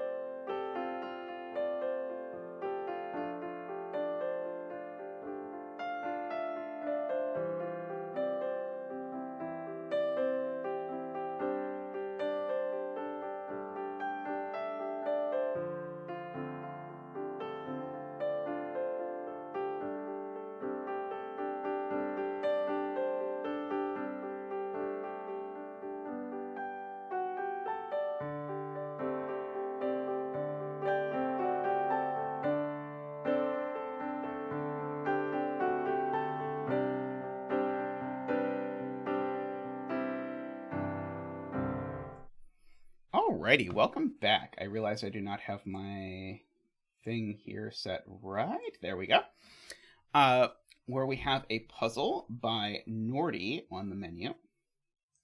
Please do take a second to like the stream if you have not yet had a chance to do so. Much appreciated.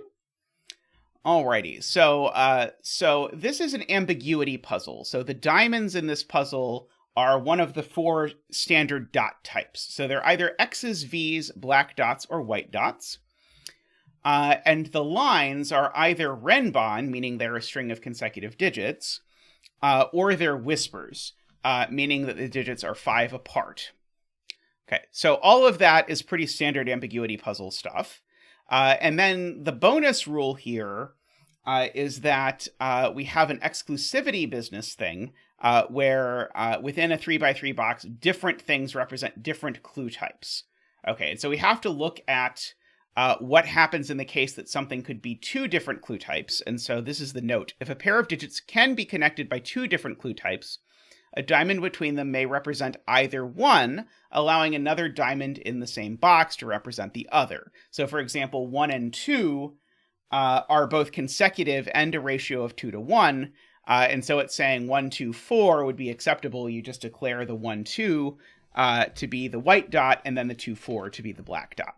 Okay, so basically you get to choose what thing is what.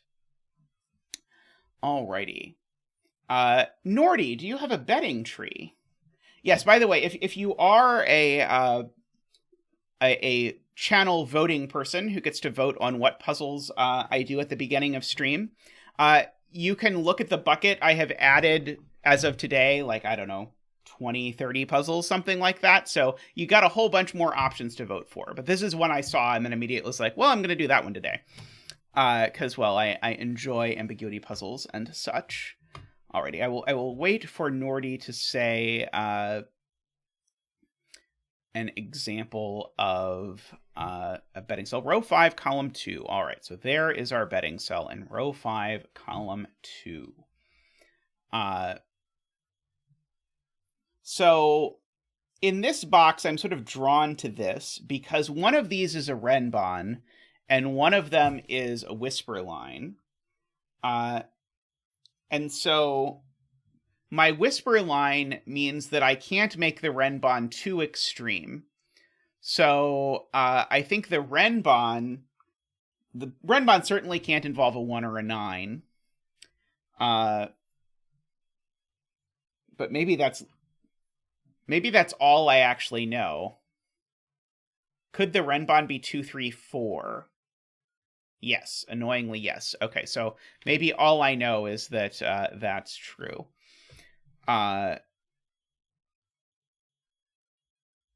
This box looks like a mess. I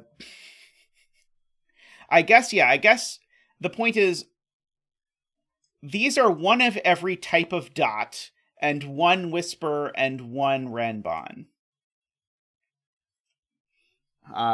So maybe that is interesting.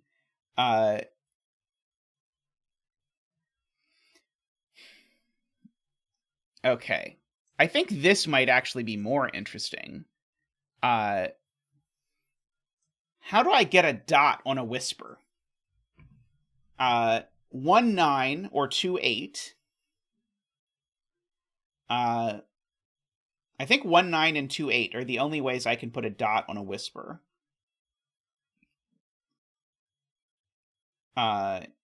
So there's definitely an X on the whisper, and then the thing on the renban has a lot of flexibility, I suppose.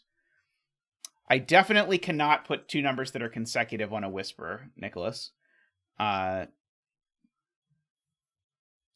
So the one of these that's a whisper has an X on it, but I don't know what I can quite do with that. My brain really just keeps rebelling against looking at this box, which is probably where I'm supposed to look, but there's so much going on, my brain doesn't like it. Let's see. So what is my instinct? I want to color one of these for being a whisper. I think this one probably is going to be the one that's the whisper. Maybe, possibly. So I guess I'm saying I think this can't be a whisper.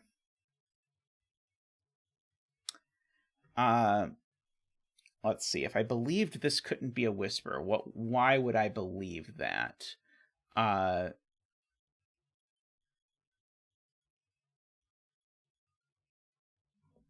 So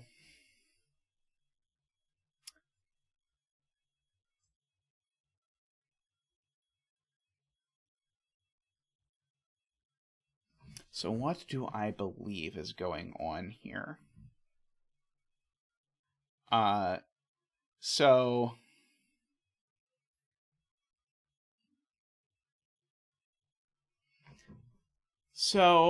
if the Renbon, the problem is, I think I could actually make it work. If I just ignored the dots, I think I could make it work either way. I think I could make a length 5 Renbon with a length 3 Whisper, or a length 5 Whisper with a length 3 Renbon. I think. But then when it comes to what's going to happen with these dots, then that's going to be a bit of a mess. Okay, maybe the thing is to look at this line.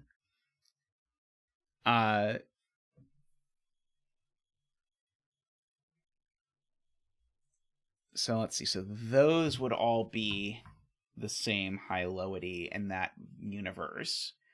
And there would be, these would be from 4, 5, 6.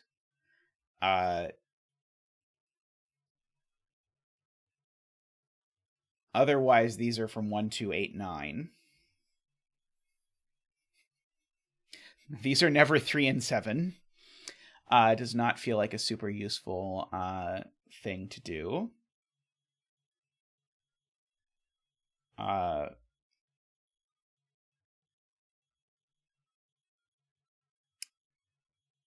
Yeah, so these are not 3, 7, is the point.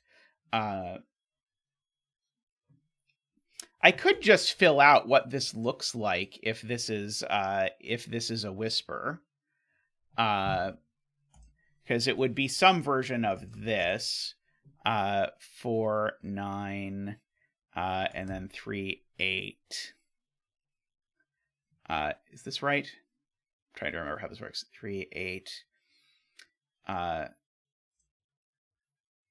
2, 7, 1, I seem to recall.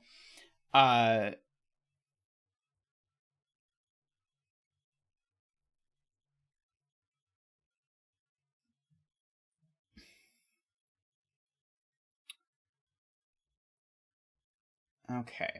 I was hoping that one of these in a column would break the dot, but I think the other way it's going to work differently. Okay, so I guess we can just sort of ask ourselves things like, what sort of thing does the 5 go on, if anything? So if the 5 in this box is on a dot, it's not on a black dot, and it's not on an X, and it's not on a V. So the only place a 5 can go is on a white dot.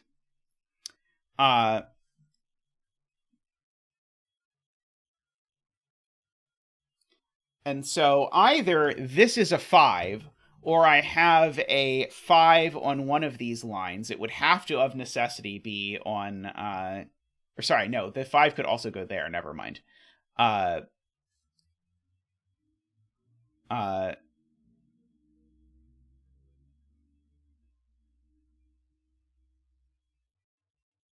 Okay, Josh is framing it in an interesting way. So think about highs and lows in this box. The V eats 2 lows, no matter what.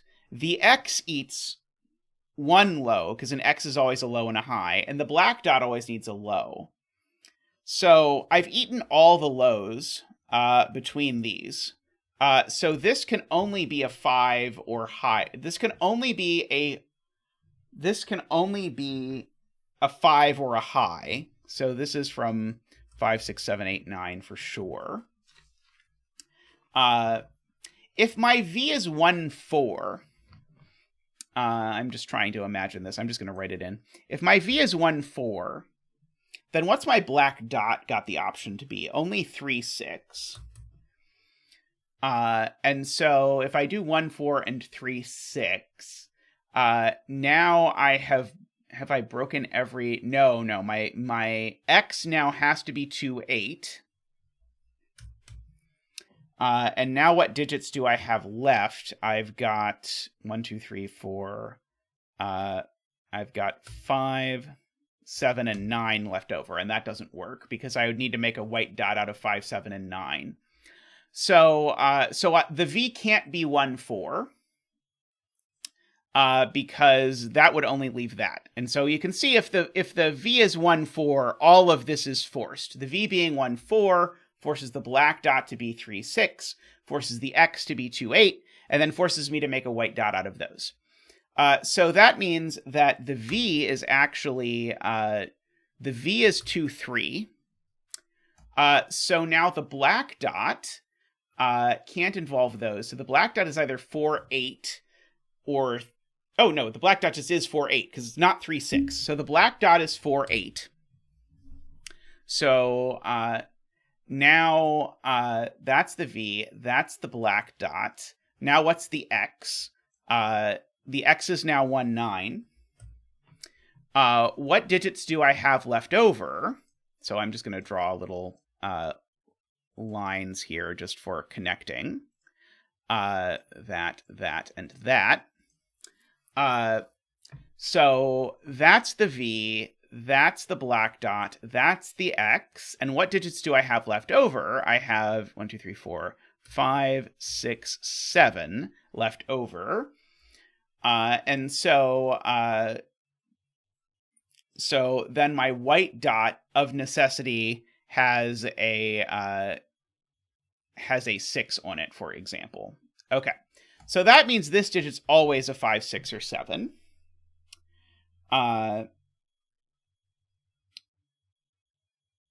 But there's always a 6 on the white dot. So in fact, this is only a 5 or a 7.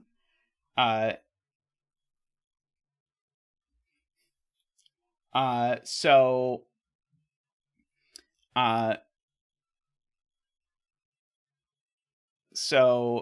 if this is a 7,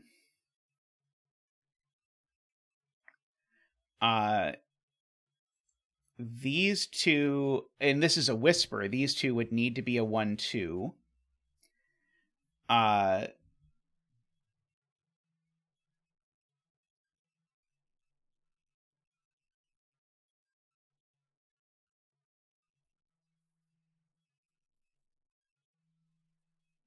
Not immediately seeing why that's broken.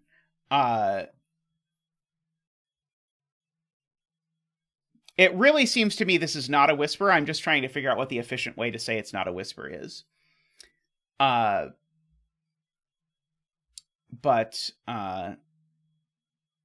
so 2 of these are high-low pairs, for whatever that is worth.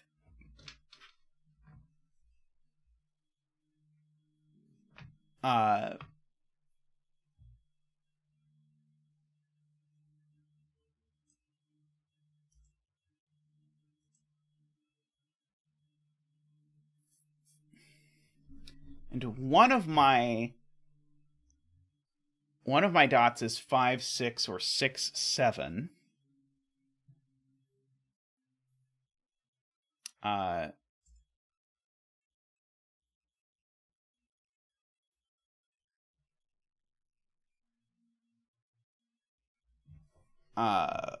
Let's see. Okay, so if this is a whisper, we could color it. It would look like that.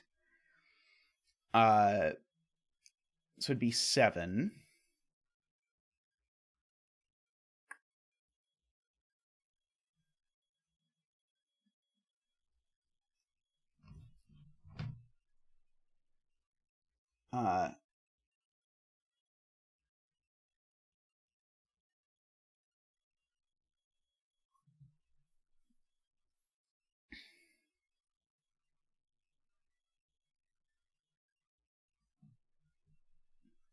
Okay. Here's the point. This cell can't be a 5. Because if this cell is a 5, then now this cell has to be a 6 because we know the 5 can only be on the white dot. But now this can't be a renbon. And I can't have a 6 in the middle of a whisper either. Okay, so that's not the 5. So we can corner mark 5 in these cells.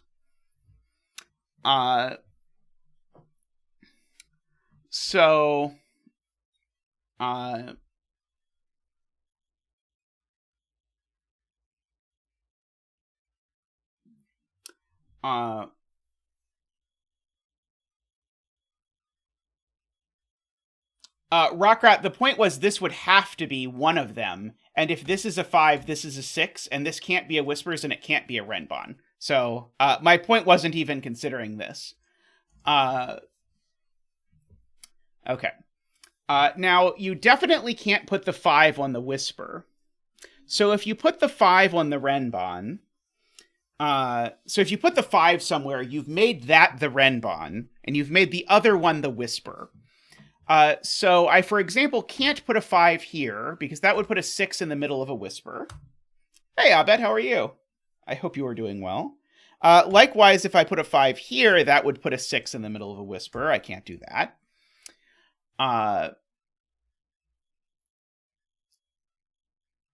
Let's see.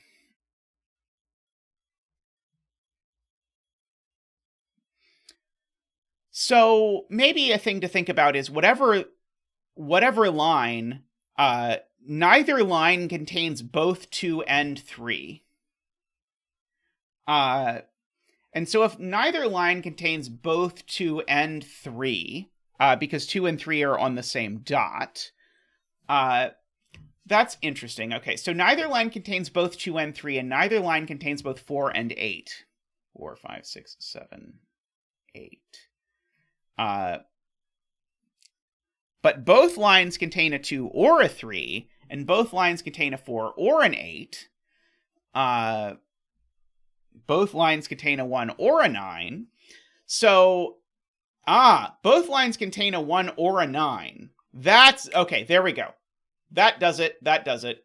So, I think, right? So no, sorry. It's not that both lines contain one or the other, sorry. But it is going to say something about this cell, I think.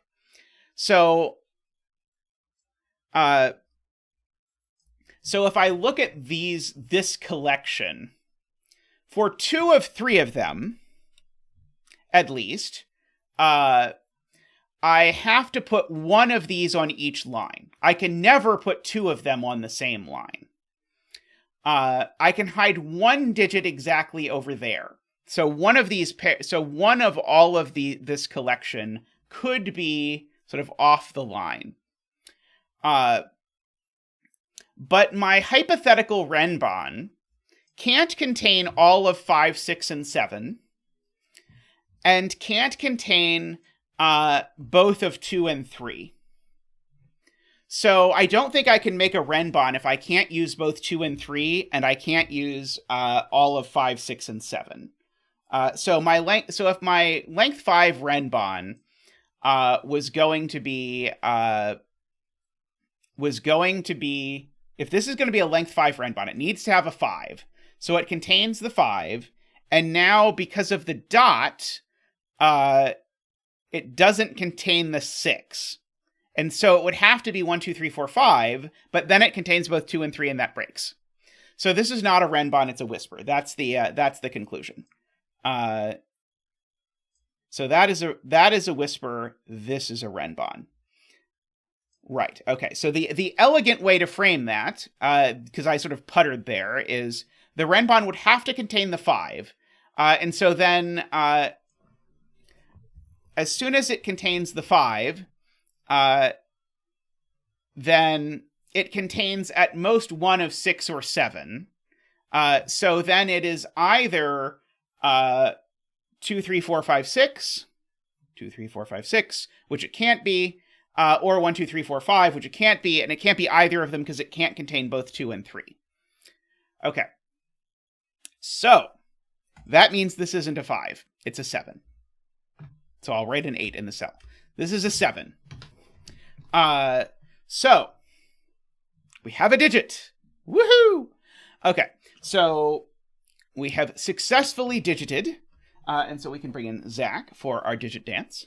You can dance along with this one.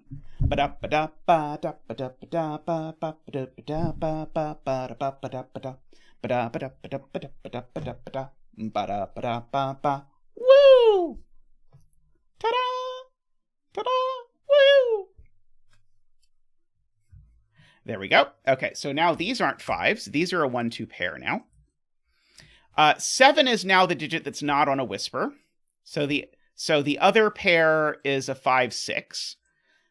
So the 5 is not here either. So one of these two is a 5. One of these two is a 6. Oh, I'm sorry. Thank you, Zach. I should be polite. Thank you for the lovely digit dance. Okay, 1 and 2. 1 goes with 9. 2 would go with 3. So I actually know that these are a 3-9 pair. And that does it. Right. So these are a 3-9 pair because 1 and 2 go with 3 and 9. This box, by the way, is completely not real. It is just my way of recording what's going on in this box. So these two are a 3-9 pair, but that can't be the 9 because if it was a 9 on a Renbon, it would need a 7, and it can't have one. So in fact, actually, that's a 3 and a 9 and a 1 and a 2. And so this is a 4-5 pair. And 4 and 5 happen to go with 8 and 6. But the 6 doesn't go here next to the 2. So this is an 8, and that's a 6. And that's a 5, and that's a 4. And now we've got a box. And now I don't need to keep this anymore. Because we now have just entered everything into the box. Okay, so we have box to box. 1/9 done.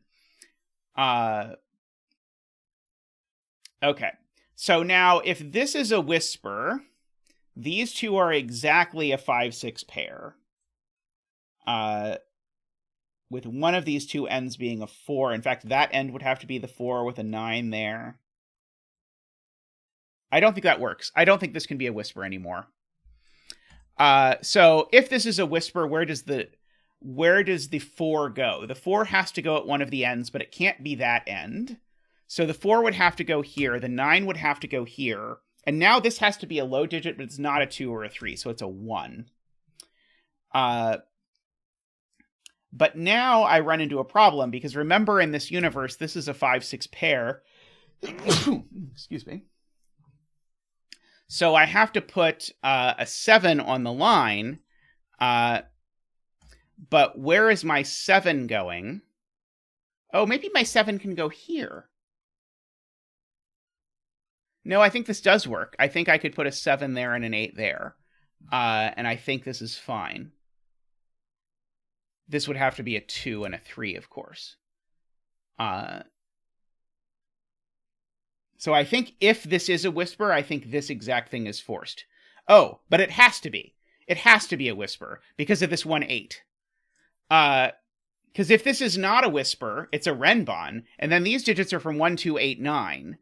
But they aren't 1 or 8, so they would have to be 2 or 9. 2 and 9, but you can't omit 2 and 9 from a length 7 Renbon. So in fact, all of that's good. That's exactly what happens.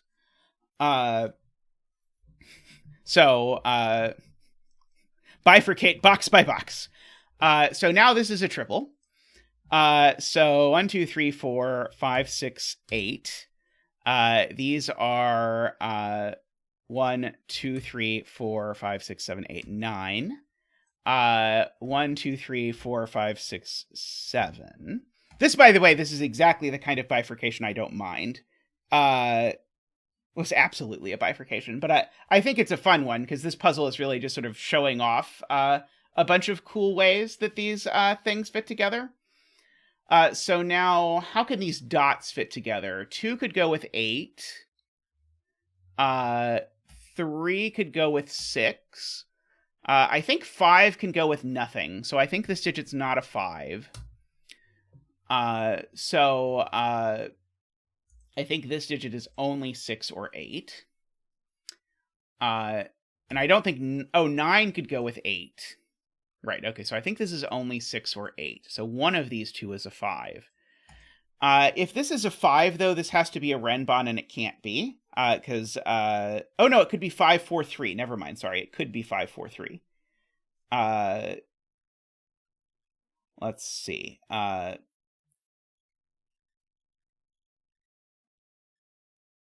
Okay. If this is a Whispers, I need this to be low. So if this is a Whispers, it would have to go 8, 2 or 3, and 7. In fact, it would have to go 8, 2, 7 exactly. And so 8, 2, 7. The question is, if I use up 8, 2, 7, do I have a length 3 Renbon left? So if this is a Whisper, it can only be 8, 2, 7. So these would have to all be from 3, 4, 5, 6. Could I make a Renbon that looked like that out of this? Yes, I could do 3, 4, 5, unfortunately. So sadly not possible. Let's see. Perla points out the 6 here doesn't work with anything. So if this is a 6... for the line. If this is a 6, then it can't be a Whisper, because this would have to be a 1, but it can't be a Renbon either, because I could try and do 6, 7, but then I would need an 8 or a 5, and in fact, I don't have a 5 at all, so I'd have to do 6, 7, 8, and I can't. So this is not a 6, it is an 8. And so now this can't be a Whisper at all, because the only Whisper thing would be 6, 1, so this is the Renbon. This is the Whisper. This is not a 9. This is a 7, because it has to be high. This is not a 7. 8 can go with 9, or 8 can go with 2. 8 doesn't do anything with 3, so this can only be 2 or 9. One of these two is a 3. I can't get from 9 to... I can't get from 9 down to 5 or 6, so this is not a 9. And now, if this is a 1, I can't get to 5 or 6, so this is a 4. That's a 1. If this were a 2, that would need to be a 3, so it's not. So that's a 3, and a 5, and a 2, and a 9, and a 6. Just to make that work. So both of... No, not both of these are Renbon necessarily. But... No, both of these are Renbon. So these are both Renbon because the only available high digit is a 6, but I'd have to put the 6 here, which would then require another high digit, which I cannot have. So these are both Renbon. So both of them contain a 5.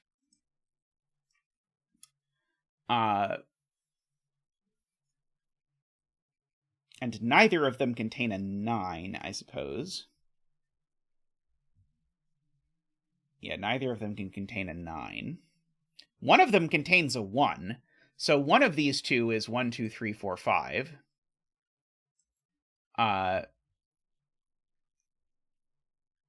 one of them contains a 6. So one of them is not 1, 2, 3, 4, 5.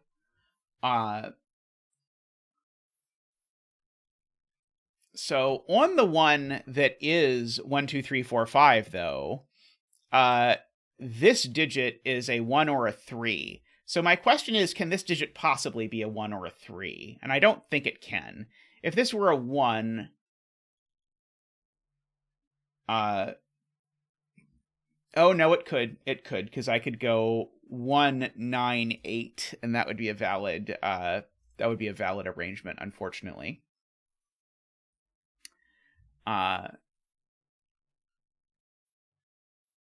Let's see.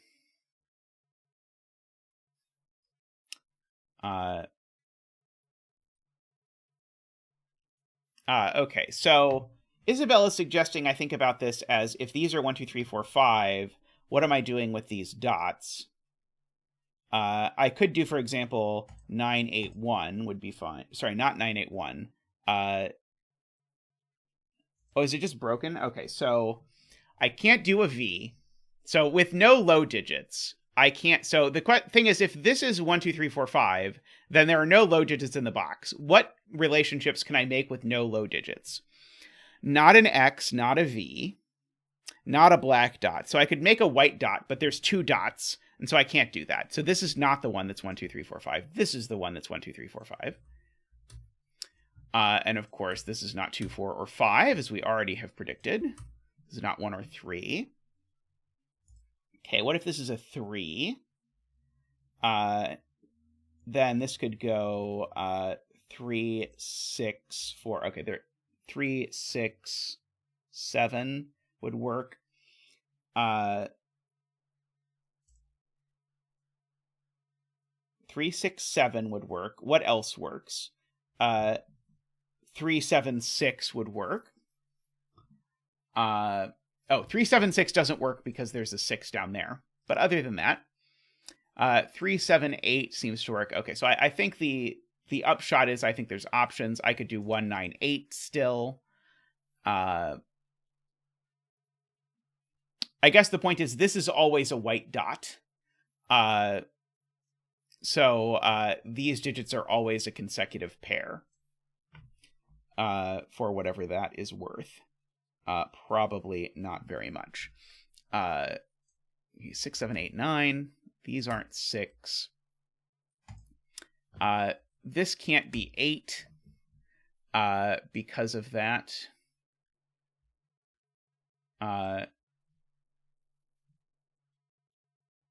But I think all of the rest of these are possible. This can't be 7 because it's in a white dot relationship with this. And there's nothing here. Wait, no, 7, 6 would be fine. Never mind.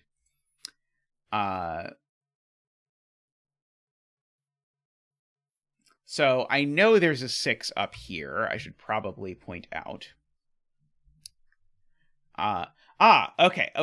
Got it. Okay, so very smart point from Isabella. I'm forgetting that in this puzzle you're allowed to look at more than one box at the same time. The 1, because the 6 is on here, the 1 is not, and so the 1 is actually forced onto this dot, which is interesting for 2 reasons, but not least of which is that it forces this to be a 3. And so now this can no longer be a 9. So this is a 6 or a 7. And so now I don't think this can be a 9, because this can't be anything that it could go with. I believe there's now always a 7 in these 2 cells, because I believe these are a white dot, so these are not 7s. The 1 can't be going with 2, can't be going with 4. So the 1 is going with 9. So the 9 is placed here in this box. So a 1... Well, let's see. What would a 9 go with? 9 on an X would go with 1.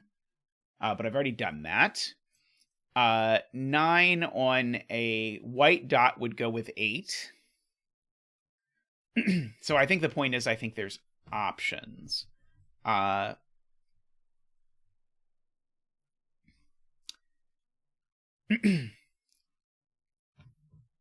But I don't think there's that many options if I decide at some point that I want to force this.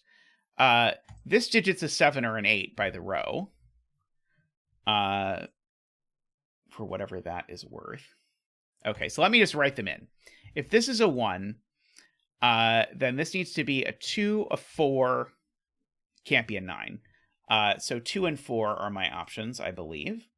If this is a 9, this again can't be a 1, or it could be an 8, I believe. There is a 3 up here. That's very interesting, because 3 just Sudoku logically got pushed up here. So I know there's a 4 and a 5 on the line, so this isn't a 4. And 3 and 8 are too far apart, aren't they? 3, 4, 5, 6, 7. Yes, 3 and 8 are too far apart, so this is a 7. making that a 6 and making that a 7 and an 8. So that tells me the exact contents of this. It's 3, 4, 5, 6, 7. This isn't 3 or 6. It is 4 or 5. This is also 2 or 8. That's not 2. Going on through there. So we've got that.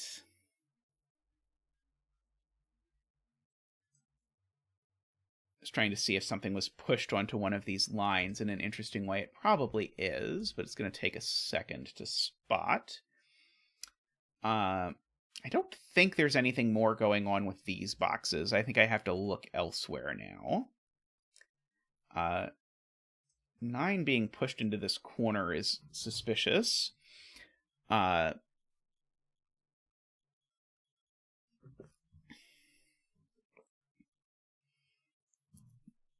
7 is pushed into this corner.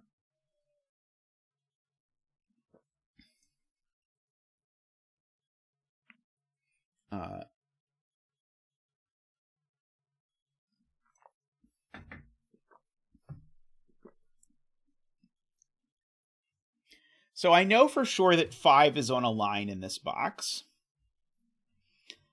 Because if 5 is not on a line, whichever of these is a Renbon is 1, 2, 3, 4, and that breaks the ever-living daylights out of the Whisper.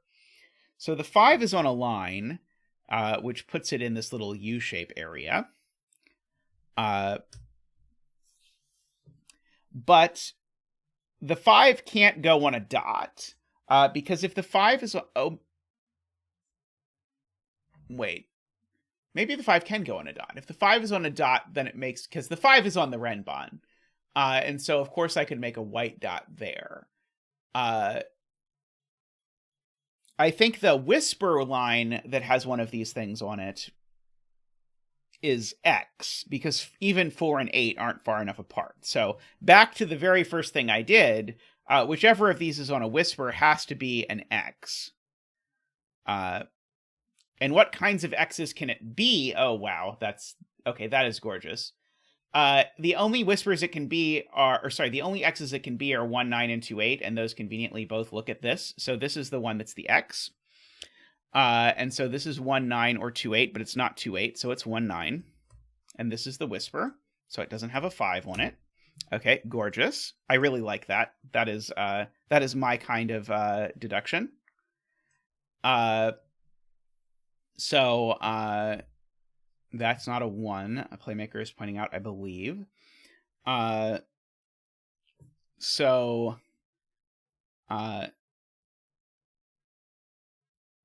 see. Okay, so I've got a 5 down here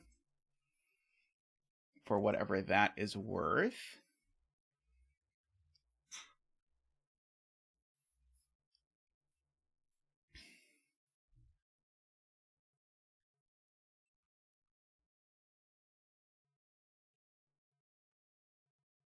What are people wanting me to see in column 3? Are people looking at that instead of doing it the sideways way?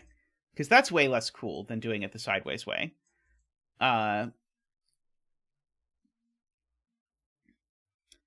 Let's see. And here I was being just elated by the setting of this, and it was ruined by this 8-9 pair. It's very tragic.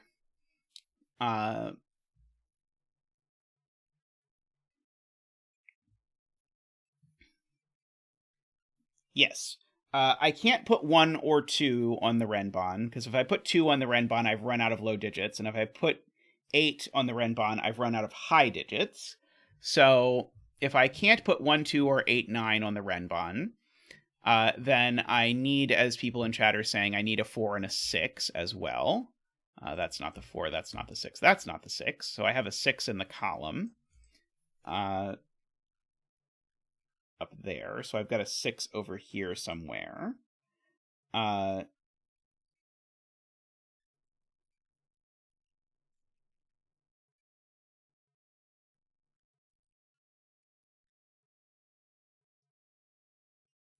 I'm being told 7 is on the Renban by Sudoku. That is a very helpful observation. 7 is on the Renban by Sudoku. So, in fact, this is a 4, 5, 6, 7 Renban.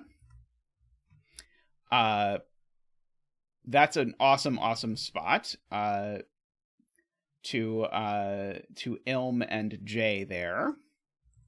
This isn't a 4 or a 5. This isn't a 6 or a 7. So now I need an 8 over here and a 2 or a 3. But there's no 3 anywhere on this thing. So the other low digit is a 2. And the other high digit is an 8. So these are a 2-8 pair, meaning that this digit is known. The other high digit is an 8 for a much simpler reason, which is that I've used the 7. And so this digit's a 3. Let's see. That can't be a 7. Because if it were a 7, this would need to be an X, and it would need to be 7-3, or a white dot, in which case it would be 7-6, but that would break that cell. So that, in fact, is the 7. That's a 4-5 pair, so that's a 6. 7's now on this line. Which is going to be very tight either way. Because if this is a 7 on a whisper, it's going to have to go with a 1. But if this is a 7 on a Renban, it's going to have to go with a 6 or 8 there. Oh, right, I can't use an X again. Sorry, I never even asked what this dot could be other than to think about the 7, but Perla is pointing out I should ask what this dot can be, because I will know, because I would be reusing X in the box if I made this a 4. I just didn't even think to look at it. So that looks like that. No 5 up here, no 4 up there. Let's write in this quad. 1, 9, 2, 3, 4, 5, 6, 7, 8. That is not known not to be a 7, and these are 2, 3, 4, 5, 6, 7, 8, 9.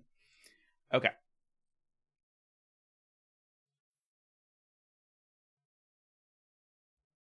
Garion has a gorgeous point, which is that as soon as there's a 7 in one of these two cells, there can't be a 4. Because it could neither be a whisper nor a Renban if there's a 7 and a 4. So the 4 in the column is placed, making that a 5. Making none of these 5, and that one not 4 either. And making this 4, meaning that these aren't 4s. That's not a 5. So this can't be a whisper anymore, because that would need to be a 9. And so this is a Renban, and this is a whisper. And so if this is a Renban, it doesn't have an 8 on it. Still doesn't have an 8 on it. And if this is a whisper with a 7, it doesn't also have a 9. So these are a 1, 7. Meaning that that has resolved this whisper over here.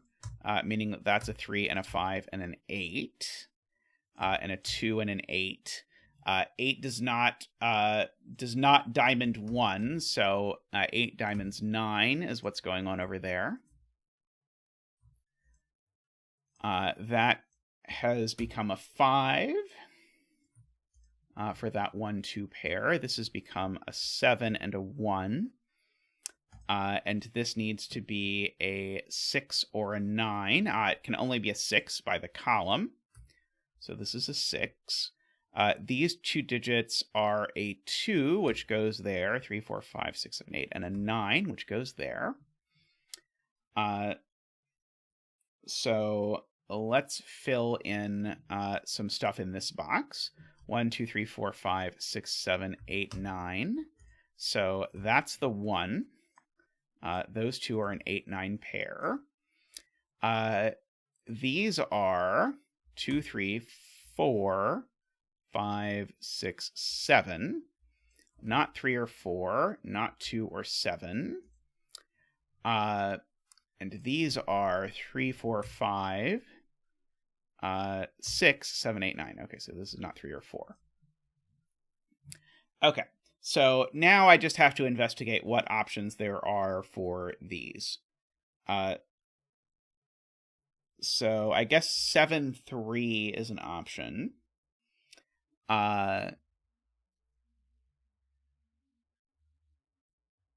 There's lots of options is the answer.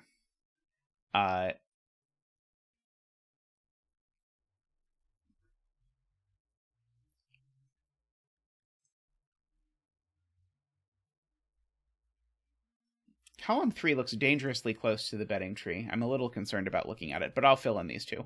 2, 3, 4, 5, 6, 7, 8. 1, 2, 3, 4. So a 1, not a 1 or a 2, not a 3 or a 4. That's a 1, 2 pair, which makes that a 2. Is that not a 7?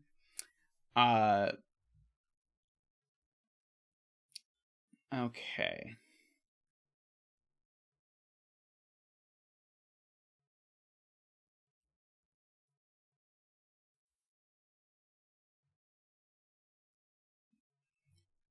There's a 5, 6 pair in this row. Makes that not a 6. Thank you, Jenna. There's a 3, 4 pair in this row. Makes that not a 3 or a 4. Oops.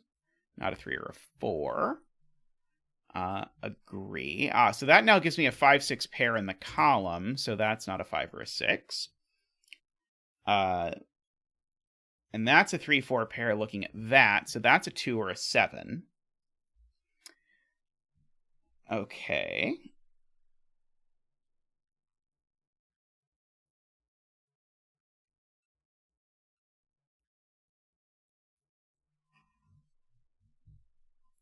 Where is 6 going in row 6?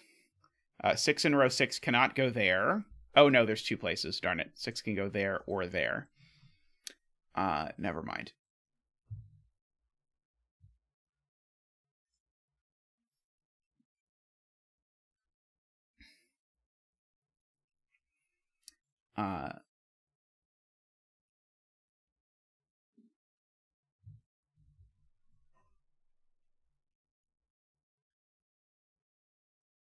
I'm being told 5 isn't on the diamond. Why can't this be 5, 4? What is that breaking? This could be 5, 4 with this being 3, 7. I was looking for some combination that broke.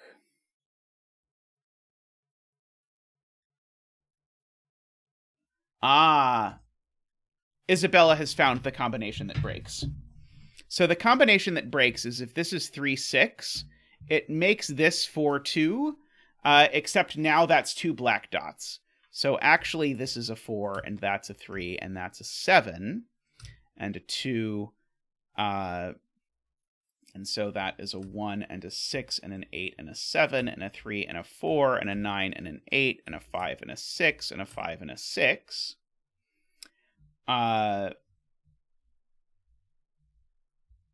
Oh, did I screw something up?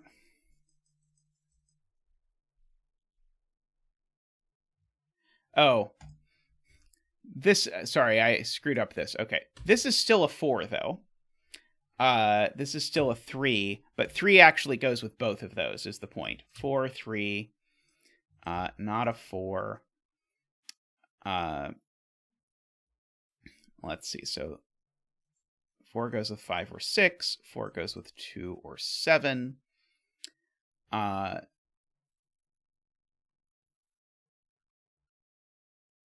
Probably want to pencil mark the rest of column 2. We've got a 1, a 2, 3, 4, 5, 6, 7, 8, and 9. So this isn't 1 or 2. That is 5 or 9. That's all a little bit unfortunate.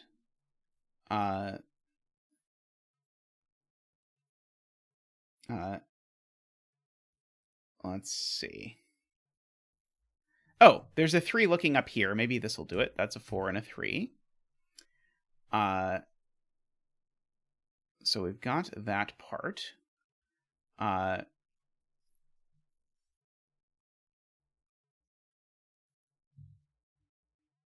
Yes. Where does 5 go in row 5? Asks Jim.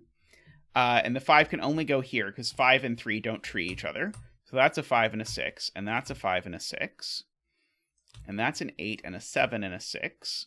And a 2 and a 7 and a 9 and an 8. And a 1 and a 5 and a 9.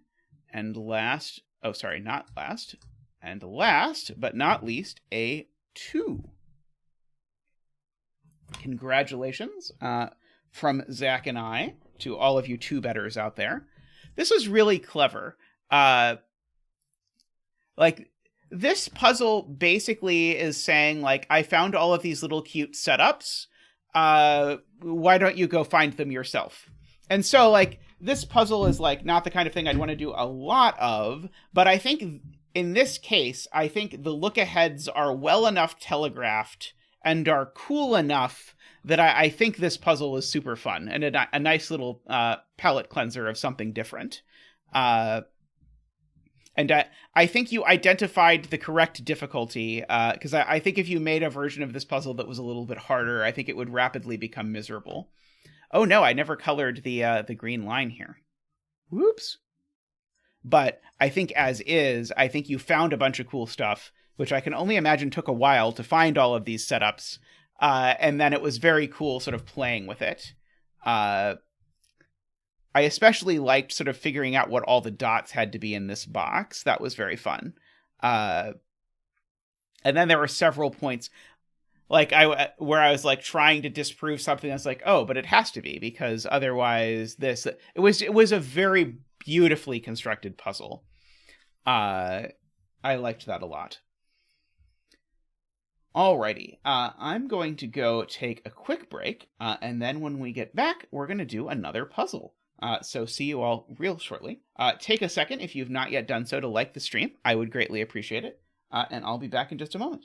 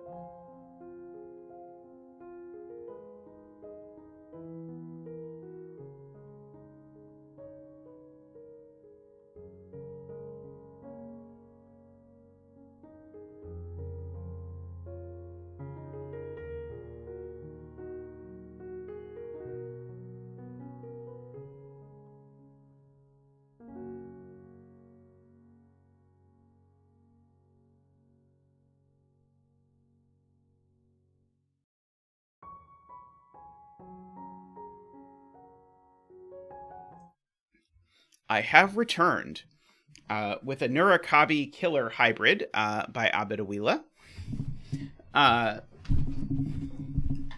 So, let's have a look at this. Oh, we're discussing favorite fruits. Pineapple, I think, is my favorite fruit. Although I do really like and consume a lot of apples.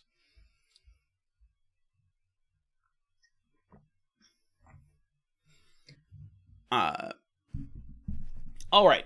So, what are the rules of this puzzle? So, we need to shade some cells according to the following rules. You can't shade cells containing a number in their top left corner, so we'll go ahead and unshade all of these.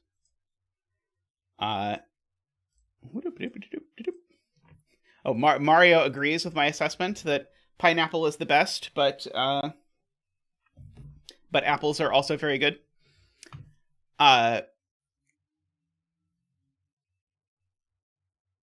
The digit in a cell with a number in the top left corner tells you the number of contiguous cells. Okay, the digit in the cell. Okay, so if this is a 3, it would be saying there's 3 green cells that sum to 24, which is not going to work. But the digit in the cell tells you the number. Okay. The number in the top left is a killer clue that tells you the sum of all the digits in that unshaded area, and numbers can't repeat within unshaded areas. The shaded cells are connected and have no 2x2s, and all Nurikabi clues have been given. So that means that every unshaded area is clued. Note you're given no geometric information about where the clues are. Ooh, nectarines are great. So I have to shade a bunch of cells at first because I need to keep my regions separate. Because if I greened either of these, I would have a green region that summed to both 17 and 21 and contained its size twice, both of which are problems. This green has to grow. This green has to grow. We know. Now I have to separate this 17 from the 9, so these two are there. And note, normally the 17 could be in 2 cells, but because it contains its size, if I put a 2 here, I'd have to put a 15 here. That's not going to work, so the 17 clue, in fact, has to grow. The gray cells are connected, which I've not been using as I should. So the gray cells have to get out over in places like this.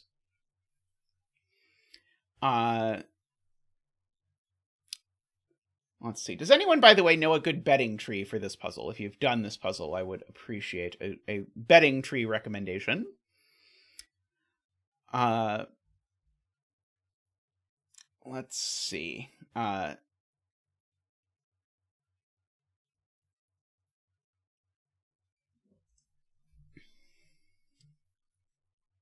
suppose I could just fill in candidates for these various things. So this has to be at least a 2, but no larger than a 3. Likewise, that's a 2 or a 3. This has to be at least 4, and at most 6. Yeah, I've not had any proposals, so let's make this the bedding tree. Oh, sorry, we have a suggestion. Ambrose says row 5, column 9, which is great. Okay. 21 I can't do in 2, but I could in...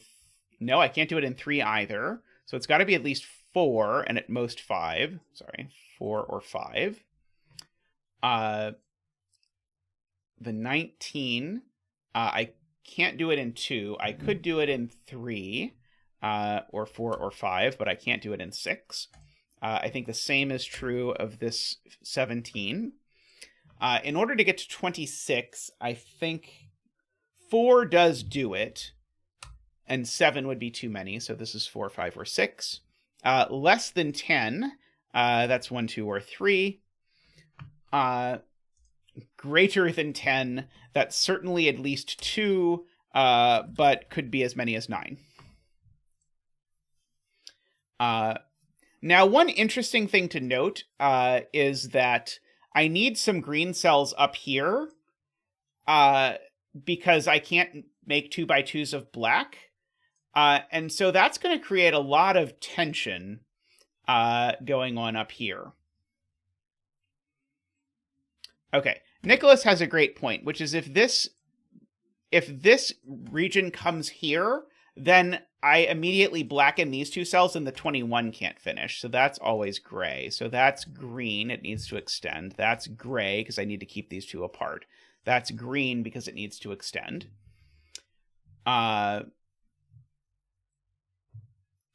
Okay. This is gray because it needs to get out. I think I saw someone in chat saying that while I was trying to remember my X sums numbers. So this green needs to get out.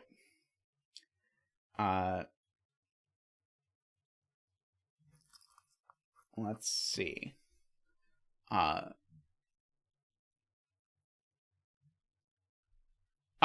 can't connect these 2 for sure. So that's definitely gray.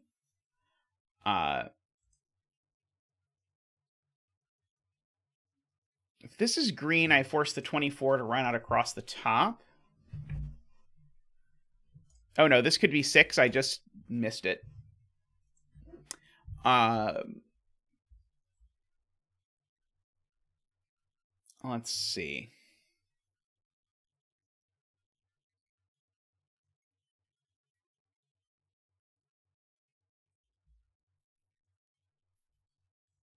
Okay, Russ has a good point. This 9 clue has to take one of these 2 cells, and whichever one it takes is going to immediately tell me that this cell has to be gray.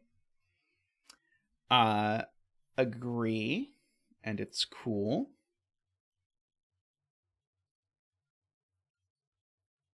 And now, if the green comes here, that forces this cell to be gray. And if the green comes here... Oh, no, sorry. I was thinking that had to be gray by connectivity, but it actually connects through there, so it could connect through either of those. Never mind.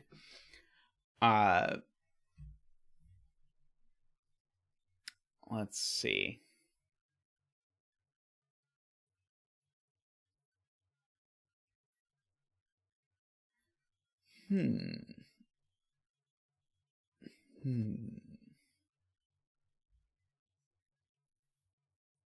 I'm seeing if there's like a really big restriction on what cells this can plausibly take. Like if this doesn't take this cell, it's at most 4, but unfortunately 4 is an acceptable size for this thing to have, I believe. Oh,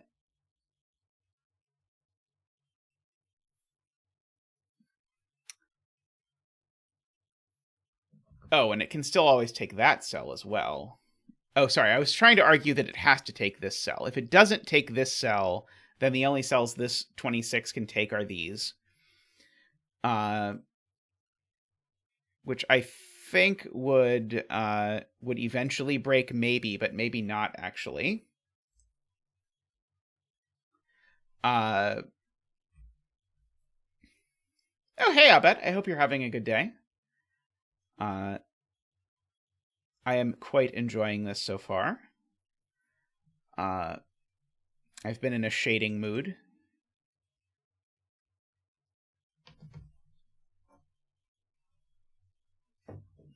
I'm also in a tea mood.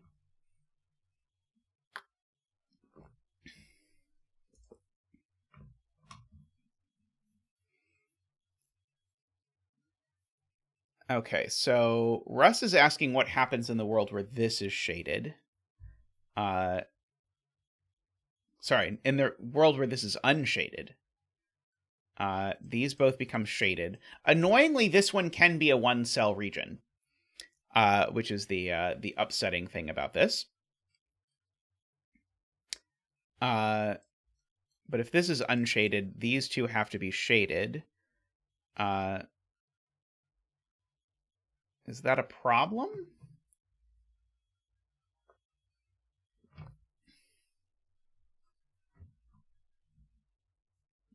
I do need one of these two to be gray because this gray needs to connect.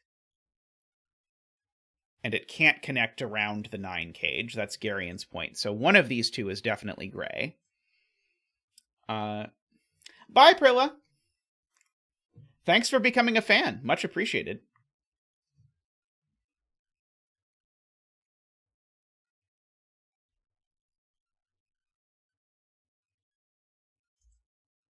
Okay, I want to look at this thing that Russ is saying because I can't see it in my head. If this is shaded, so we're going to make it black just to denote that we're just trying to visualize this. Neither row 9, column 8, nor row 9, column 9 can be shaded. Why? I don't understand this this claim. Oh, if it's unshaded. So if this cell's unshaded, then it's now part of this region, and so these are both shaded. I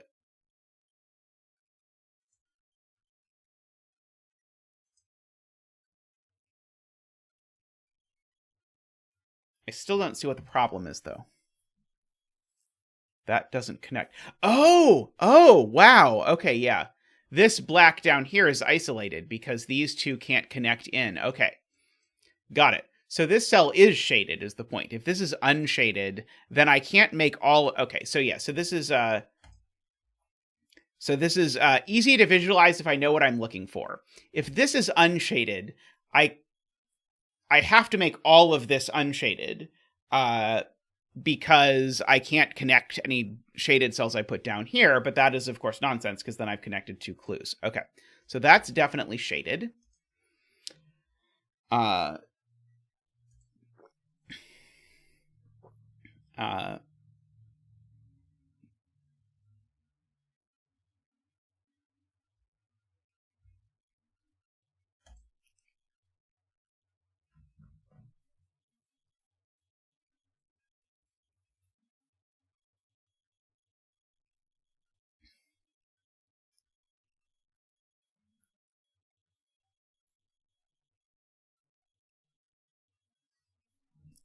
Yeah, if this is... So, exact same argument Danzor points out. By the way, welcome, Danzor. I'm not sure if I've seen you chatting before, but welcome to the stream. Happy to have you here. If this were green, then this would have to be gray to separate these. But then I've created a gray that's isolated. So this can't be green. It has to be gray.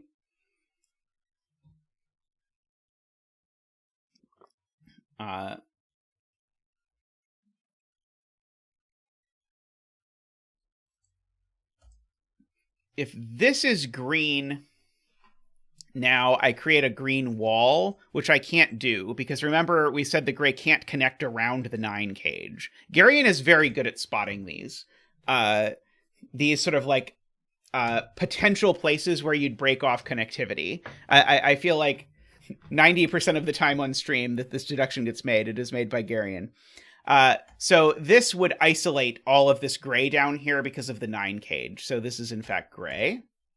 I mean, Garian is very good at spotting lots of things. This is very true. So one of these two is green, because otherwise I'm going to have a 2x2.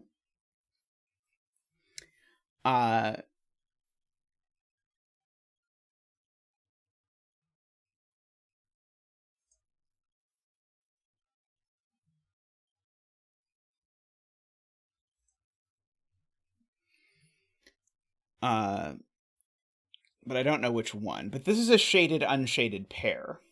Because they can't both be shaded and they can't both be unshaded. So sometimes I do that with a line tool just to say this is one of each, I know for sure.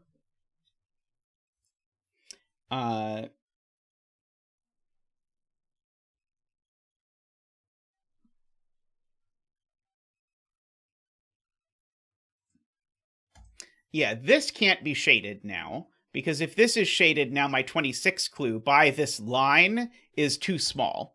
So this has to be unshaded.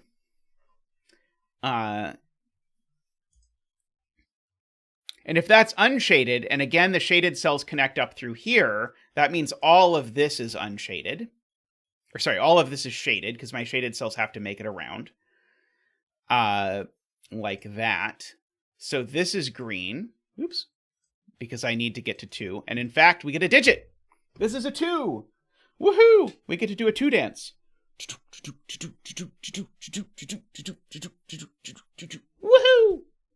Woohoo! Woohoo! And this is a 3. This can't be a 3, because if this were 3, it would go like that, which would break all manner of things. So this actually is a 1, and that's shaded, and that's unshaded.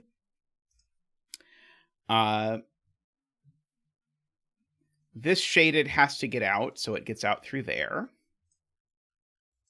So we get all of that. These are both green, and that is gray. And in fact, these are a 2-4 pair. It has been pointed out by Dan Zor that in order to get to greater than 10, I need to make this a 9. I agree. This gray has to get out, so it's going to make that a gray.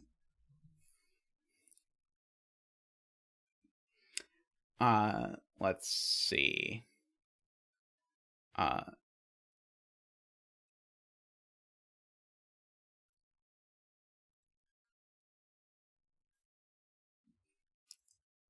I feel like if this is green, we're going to run into problems, but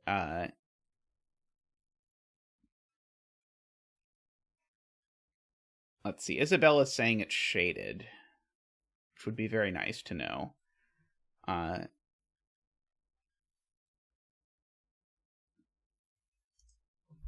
The 26 clue certainly can't be a 6. I agree. Because if it were 6, it would now be forced to merge with a 9.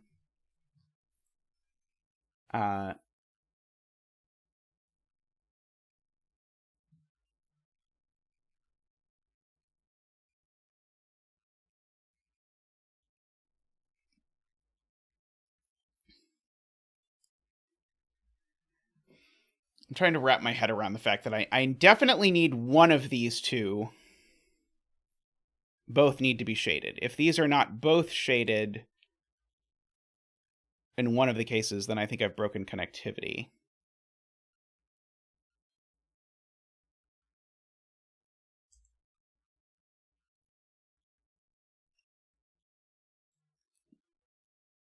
That's a good point. Okay, so 57 Thorns has the Nurikiller idea, which is that if I look at these 4 cells, they can't all be shaded. And so there has to be a green cell, and I just can't get there from the 19. So I have to get there from the 17, and the only way to get there from the 17 is by doing that. So that is as Nurikiller as it gets. And so all of those are gray. To accommodate that. This has now become a 5. That's a 4. That's a 6. I think that's maybe what Isabella saw to know that this was a 4. These sum to 22, which unfortunately I think has a degree of freedom. If this is not gray, I've isolated this little snake, so this is gray. We don't want to do any snake isolation. These cells need to sum to 12 without using a 5. I think there's something going on there, but who knows what exactly. I know one of these is green, because they can't both be shaded. So one of these is green, and they can't both be green. So this is another of my one of each blocks.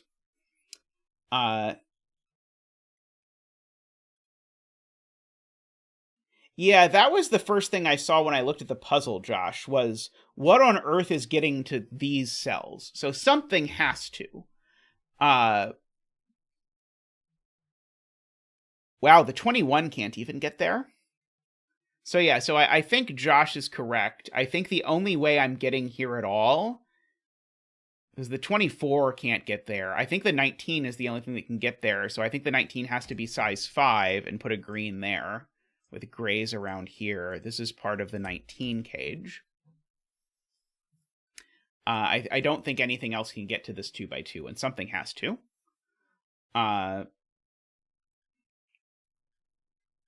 Oh, this did become a 6. I didn't even notice that this is a 6. So these digits are only from a 1 and a 2, because remember, this is a 1, 2, 3, 4, 5, 6 business. Yes, and we never can get to column 1 anymore, because we need to go straight here in order to get there, and so nothing can get there. Good point from Garion. That's the wrong color gray, apparently. Avoid a 2x2. And so once you have to avoid a 2x2 there, then you get that, and so you get all of that. Oops. That's also the wrong shade of gray. And now this gigantic chunk of gray needs to connect, and so it needs to connect through there. I need to avoid a 2x2. Okay. One of these two has to be green. Oh, no, this could just... No, it can't. So one of these two has to be green. I don't think it can be this one. I mean, maybe both of them are gray, but I don't think this cell can be shaded, is what I'm saying. If this cell is shaded, the 21 comes out here, but then nothing else now can get to this cell, but if that did that would be 7 cells. So this is always unshaded. I don't have to avoid a 2x2 of unshaded, I don't think. 1, 2, 3, 4, 5. Not a 3, not 5s. Oh, in fact, oh no, where is the 5? The 5 could be there, but the 5 could be there as well.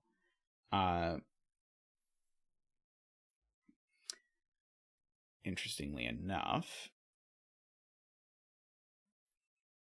I'm now looking at the sum of these unshaded cells in this column, because these two cages together only sum to 36, if I did that right.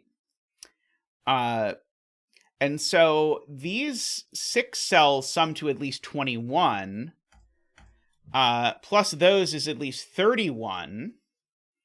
That means these 2 cells need to sum to at most 5, if I did that correctly. And if these 2 cells sum to at most 5, they have to be from 1, 2, 3, 4. And so this has to be a 1 in particular, because everything else is gone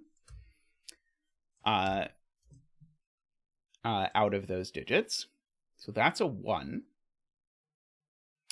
Assuredly, there's going to have to be a 1 here. Okay, so these 3 cells need to sum to 11 without using a 5. Or a 1. And so Jay says that has to be 2, 3, 6.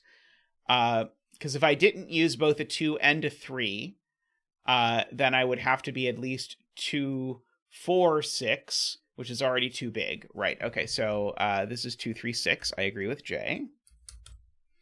And this is the 6. So that's the 2 and the 3. And now these... Oh, no, sorry. These didn't sum to 5. Never mind. So now there's no 6 in the 19 cage. Oh, sadly, the killer calculator I thought was going to let me do the thing, but it did not. No 6 in the 19 cage probably tells me what the 19 cage is, but I'll let chat tell me if it does.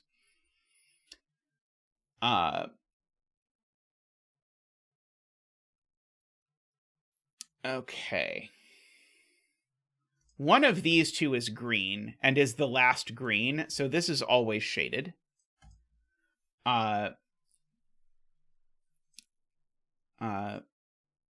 Again, one of these two has to be green, because I need to get to 6.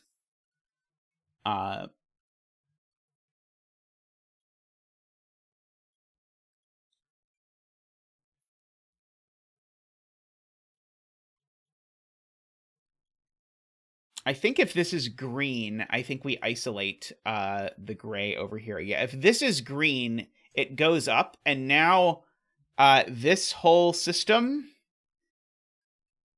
Oh, in fact, let me do this the easier way. This stuff hasn't connected yet. It's got to connect there, so this is green. I was going to do this in a much more convoluted way. So that's gray, so that's gray, so that's green. is the actual way to do that. So this is green by virtue of the fact that I need to get to my 24. If this were gray, this would be green and it would be isolated. So that's green.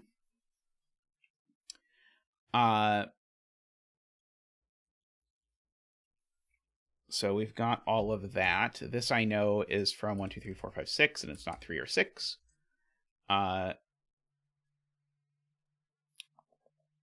So I've got a 2, 3, 4 triple in this column for whatever good that does.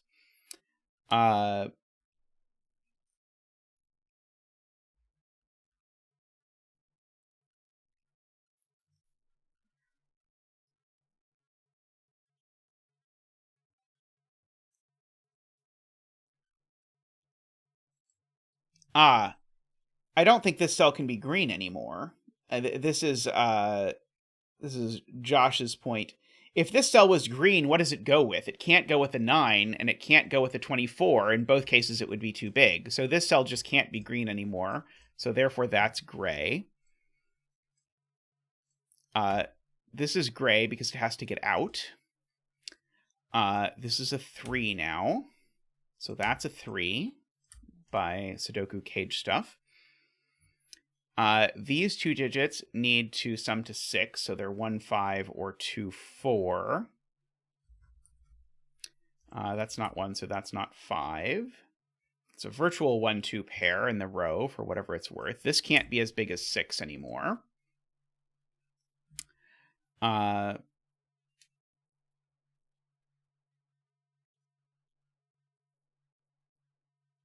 Oh, wow. Nicholas is spotted that 6 in column 4 can be placed. That's crazy. Good spot.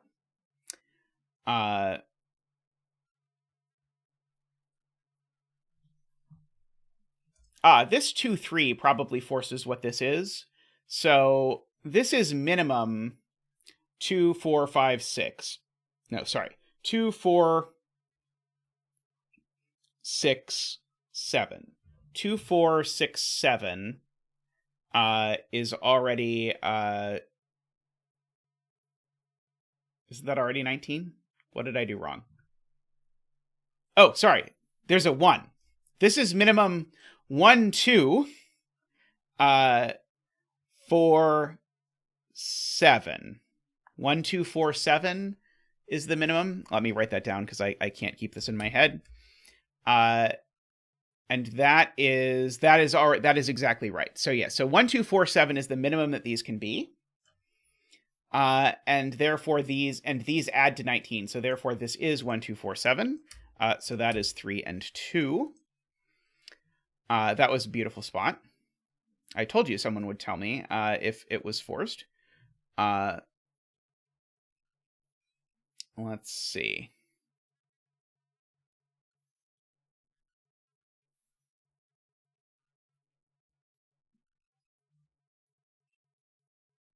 This isn't a 1 or a 2 because there's a virtual 1, 2 pair here. There's a 1 or a 2 in this. So this is not a 1 or a 2 for whatever that's worth. 3 in box 9 is placed here, I have been told. Just by Sudoku. These numbers definitely include a 9, right? If they didn't include a 9, they would be at most 21, which isn't enough. And the 9 is definitely in these 2 cells. Hey, Finnish guy. I hope you're doing well. We've had a very good day of puzzles today, so I am quite happy to report. So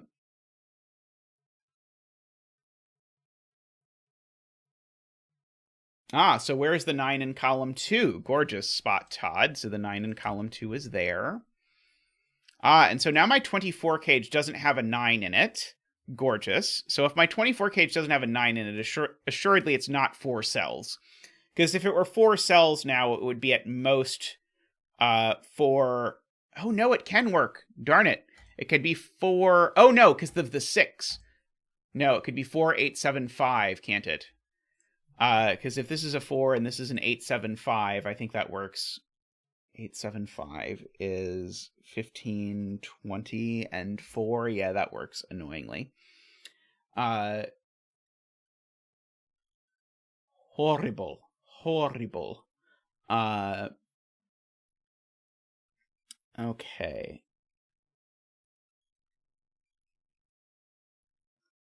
Let's see. I can fill in this column because it's got a 1, 2, 4, 5 quadruple in it. So we've got 1, 2, 3, 4, 5, 6. So these are just 7, 8, 9. That one I know is not 9. That breaks the thing we just did. That's what I needed. So because the only way to make this work if this is a 4 is with this being 7, 8, 5, but that would break that cell. So this is not a 4, it's a 5, which means that this is green. That is not a 5. That is the 5 for the column now. So we've got that. So now these 3 cells sum to 18. I guess that's not interesting. The 5 in row 1 is placed over here. It's being pointed out. And now the 5 down here is placed here. And now the 5 here is in one of these 2 places. I don't think I have quite the luck over here that I once did. Let's see. This digit must just be a write-in now. It's not 1, 2, 3, 4, 5, 6, 7, or 9. So this is just an 8. So that's not an 8. This 9 pencil mark looks at this cell and makes it a 7 and has for some time. Yep.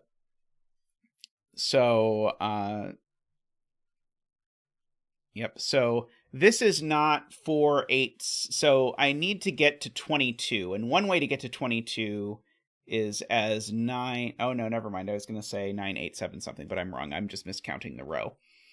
I'm sure I can do that if I put my mind to it.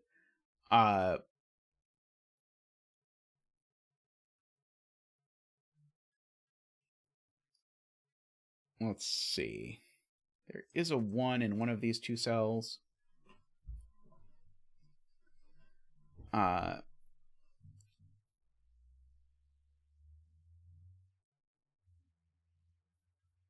So 4 and 9 is 13. So I need 2 digits that sum to 13. It's not a second 4 and 9. It's not 5 and 8 because of the row. So it's 6 and 7. Okay.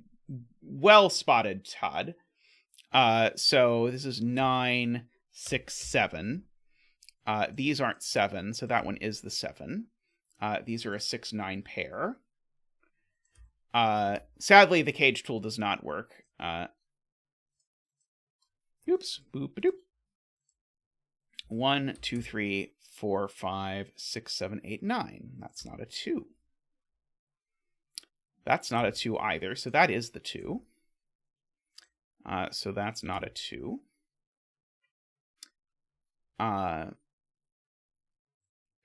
Let's see.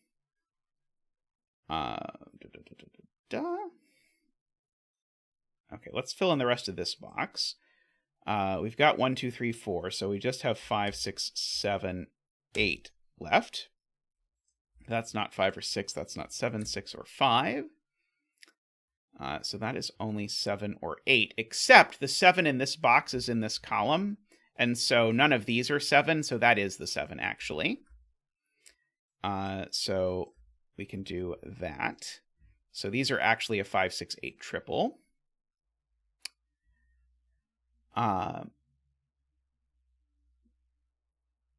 Interestingly enough. Okay, these are from... yeah, where does the 6 go in row 9 is the smart way to ask this question. So that's the 6 there, so the 6 in row 9 needs to go there.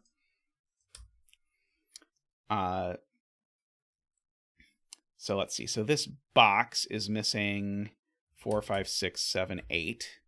That's not 5 or 6. That's not 5. That's not 6.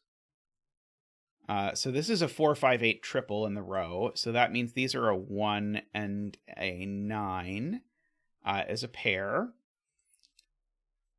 which means that these are not 1, 2, 3. They are 4, not 5, 6, 7, and 8. That's not a 7. So these are 4, 7, 8, except these aren't 4 because of the 2, 4 pair. So that's the 4. So these aren't 4.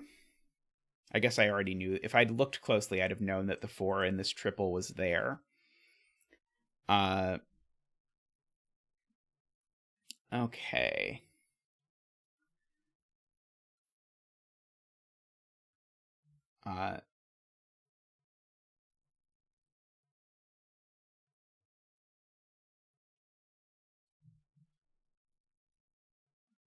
Close over here. 3 in box 1. 3 in box 1. Thank you, Chameleon. Yeah, I have 2 3s looking at it. So that's the 3, the 1, and the 3. So now I can write in this row, and maybe that'll be useful. 1, 2, 3, 4, 5, 6, 7. That is not a 7. That is not a 2. That is not a 4. That is not a 1. This has become a 9 and a 1 while I'm filling in things. This isn't a 1 either.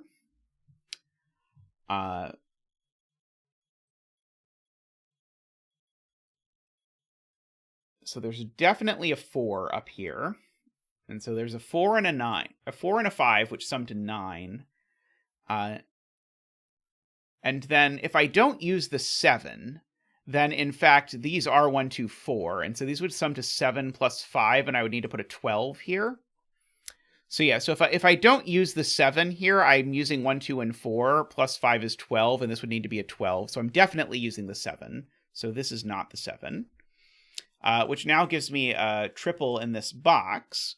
And so these are now 1, 2, 3, 4, 5, 6. These are now a 7, 9 pair. So these are now by the column.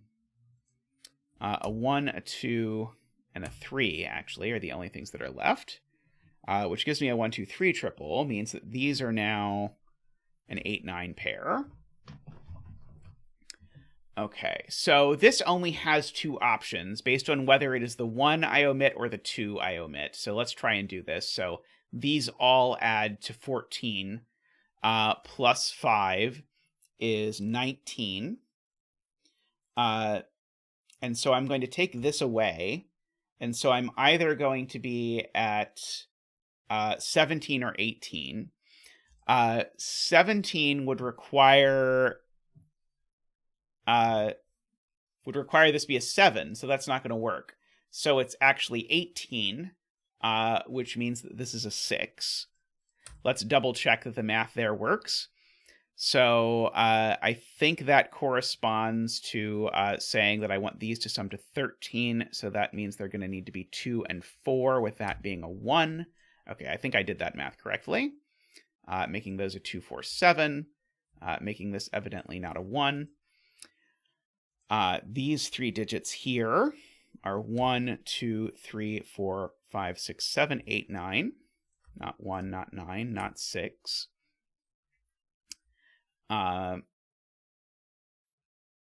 Okay.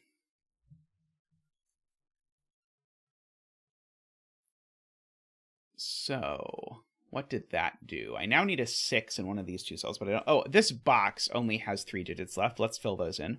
2, 3, 4, 5, 6, 7, 8, and 9. So that's the 6. Okay, so that's going to do some damage with the 6s. Those are a 3, 9. So now this column is missing 1, 2, 3, 4, 5, 6, 7, 8 are the only things that are missing.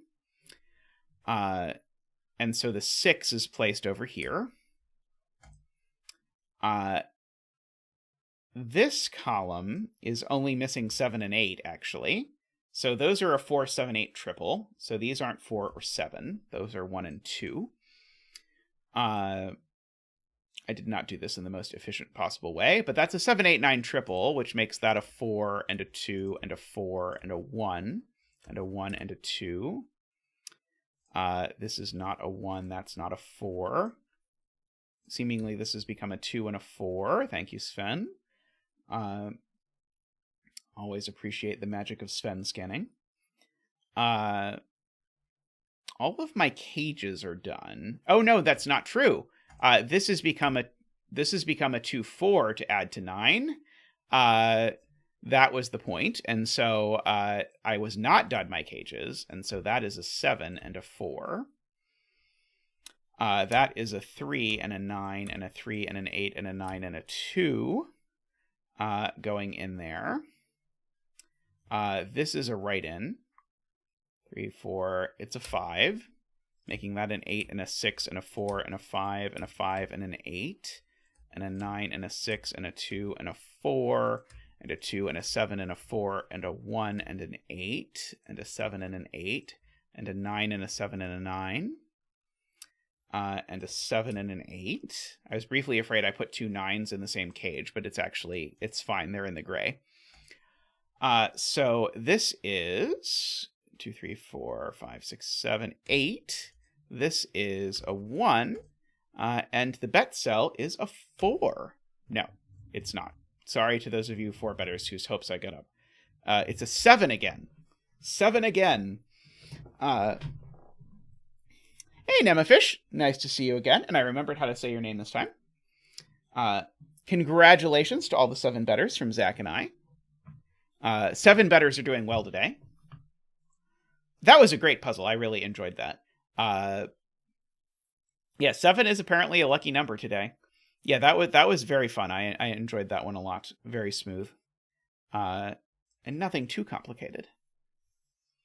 Alrighty. I'm going to take a real quick break, and then we'll be back with some 6x6 action to wrap up the stream. So soon there will be 6x6s. One moment, and I will be back with them. Alrighty, welcome back. I need to slightly adjust. There we go. So now you can see all the clues. That's a little too much, because now you can see the purple at the top, and no one wants to see that. There we go. Alrighty, so next up, we have this puzzle called Between Meals by Pallando. So I have standard 6x6 rules. So we've got the digits 1 through 6 need to be placed in every row, column, and box.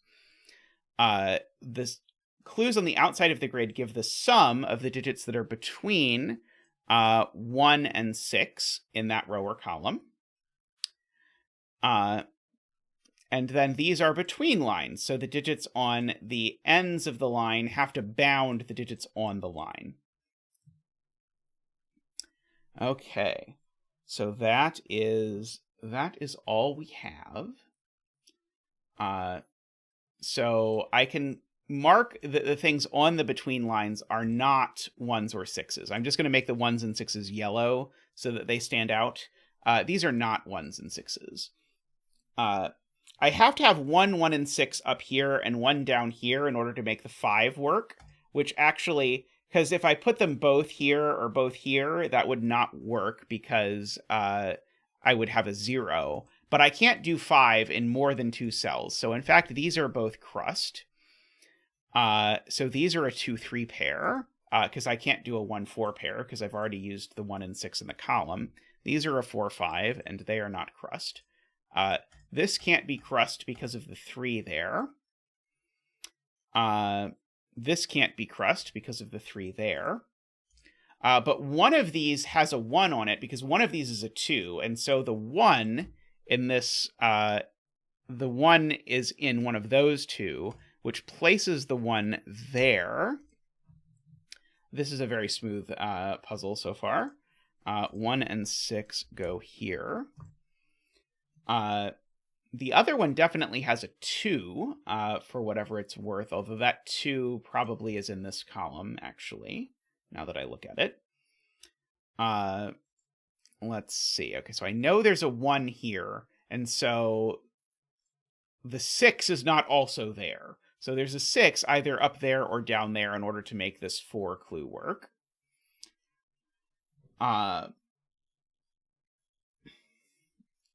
Oh, the 3s, sorry, I had failed to appreciate. 3s are 1-cell clues in Sandwich. I can't do a 1 and a 2 because the 1 is part of the crust.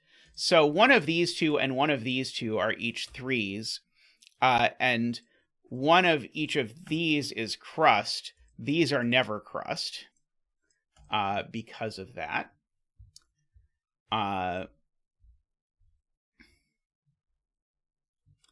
let's see.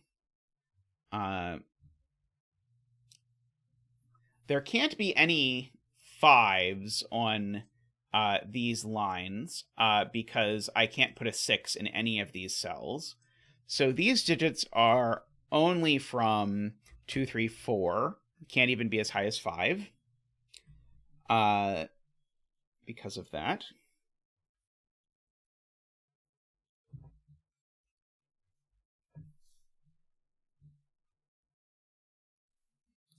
So the 2 either looks like that or like that. There's no other way to do the 2. So Nicholas, I agree with Nicholas. These are actually a 2-3 pair. Wait. Oh, one of these is a 3-2-1. Right, okay. So one of these is a 3-2-1. Okay, with 2 2s on it.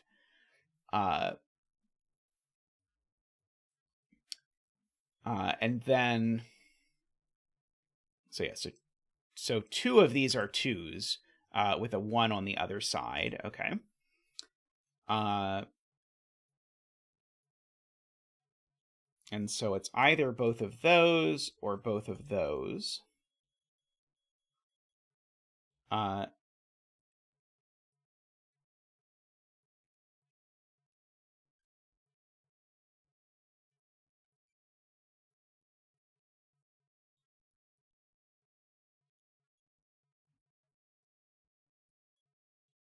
Okay, so one of these is a 3, and then there's 2 2s on the line.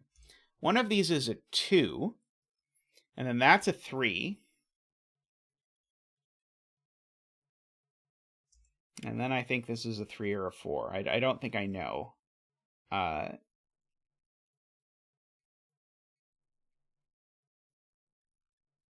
Oh, no, I do, because I know one of these 2 is a 3, right. One of these 2 is a 2, and one of them is a 3, so these are a 2-3 pair. That is right. Nicholas was all over that. So these are a 4, 5, 6. To finish off the column. Because the point is, because of these 2 outside clues, I knew one of these 2 is a 3, but I just proved one of them is also a 2, and so these are a 2-3 pair. Let's see.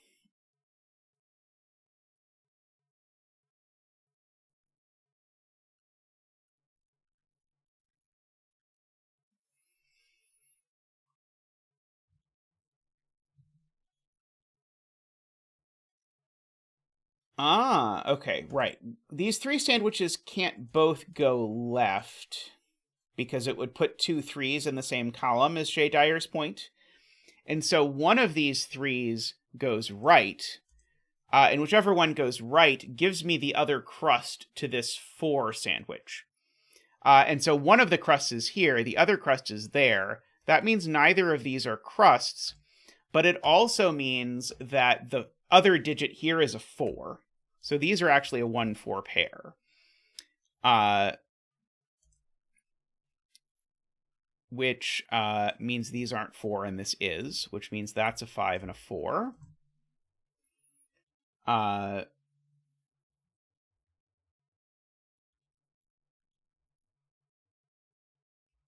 one of these 2 is a 6.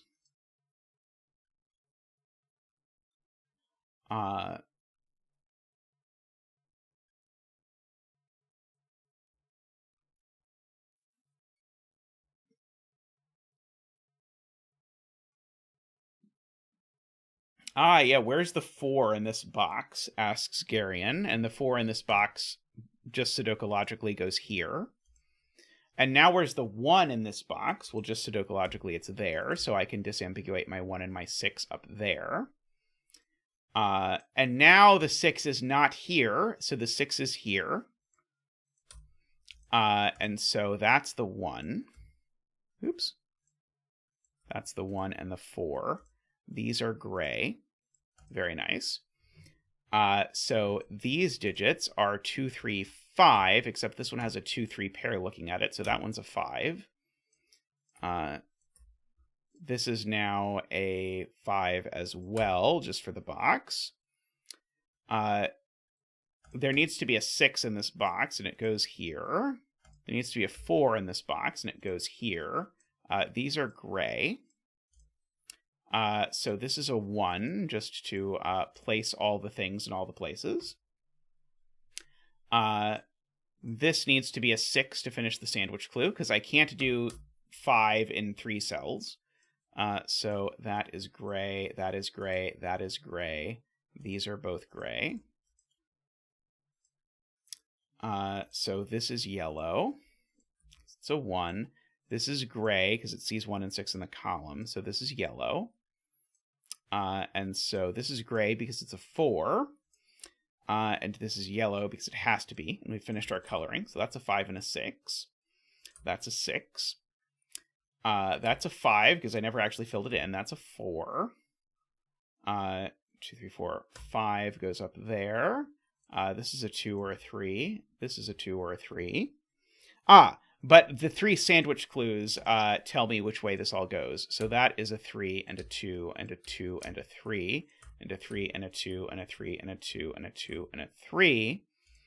And that is a 3 and a 2. Lovely puzzle, Pallando. Very nice. That was very that was a very sexy 6x6.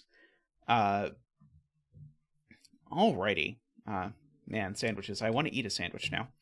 Well, stream's almost over, then I can eat a sandwich. But for now, I'm going to eat another 6x6, so I'll be right back in just a moment. Alrighty, we're back with a mormagli 6x6. And yes, there is a thread. By the way, if you're not familiar, I should just say for everyone's benefit, there is a thread where people can just submit 6x6s, and then at the end of stream, when there's not enough time left for me to confidently start a new puzzle, I just do 6x6s from that thread instead. So if you go to Discord on the... by the way, if you're not on the zetamath Discord, it's part of the Puzzle Plaza collective of puzzle things. There's a link in the description. But you can join the Discord. There is a zetamath room there, and there's a thread in that room where you can just submit your 6x6s. And many people will do them pretty quickly for you. And so we've got that. Alrighty. So this is a doubler Renbon. So every row, column, and region contains a cell whose value is doubled. Each digit is doubled exactly once. Okay. First thing I note is that this is a length 6 Renbon. That would normally be impossible. Because then this digit would be a naked single nothing. So this digit can't be doubled because I absolutely must double one of these. I have no choice on that. So this is not doubled. Now, my question is, how am I doubling this? Or how am I doing this? It could still be... Oh, it still is 1 through 6. So... the thing I double on this line is a 1, 2, or 3. Oh, and interestingly, these 3 cells all see these 4 cells. So this Renbon needs to have a doubler on it, because if this Renbon doesn't have a doubler on it, then these 3 digits are from 2 digits, which is not going to work. So there is a doubler in one of these cells, so none of these are doubled, because this sees all of them. So one of these is doubled, so these aren't doubled. And now we said one of these was doubled, so that's not doubled. And this is a 1... Oh, no. Yes, this is a 1, 2, or 3, because it needs to be doubled on this Renbon. Because, again, there need to only be 3 unique digits on this Renbon. So this is a 1, 2, or 3. Oh, no, it could be... No, it can't be doubled... Oh, Lord. Could it be doubled here? One moment. My brain is breaking. Could it be doubled here? Maybe. It needs to be doubled in one of the places. Okay. So I've got a 1, 2, 3 doubler here. I've got a 1, 2, 3 doubler here. So I have 2 of my 3 1, 2, 3 doublers that I'm allowed. I have to be careful not to get any extra 1, 2, 3 doublers beyond the 3 that I'm allowed.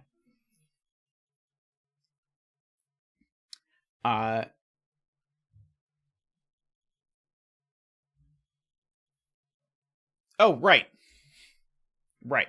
Jay Dyer's right. I don't know if this is doubled or not, but it's still the 1, 2, or 3 because the point is it shows up in both places, and so it has to be doubled in one of those two places.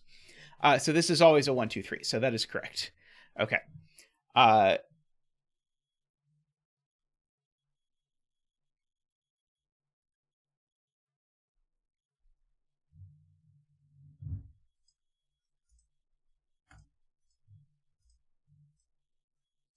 So those are the places that can hold a doubled 4, 5, or 6. Yes, all doubled 4, 5, 6s are off Renbans. You cannot put... The reason for that, by the way, if you're curious, is because you could never get a 7 with doublers. And because you can never get a 7 with doublers, your Renban can never go above 7. Or it can never go above 6. And so they're sort of, quote-unquote, real Renban. Let's see. But I don't think, unless there's a sudoku pattern that I'm missing, I don't think that this collection of digits that could be the 4, 5, 6 doubler, I don't think it tells me anything. There's probably some cell that sees too many of these, maybe, possibly. I'm not even actually sure there is. There might not be.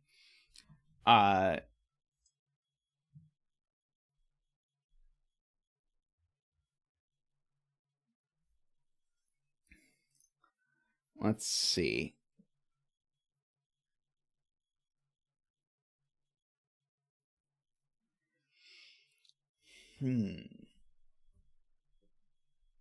So length 4 Renbans need a 3, right?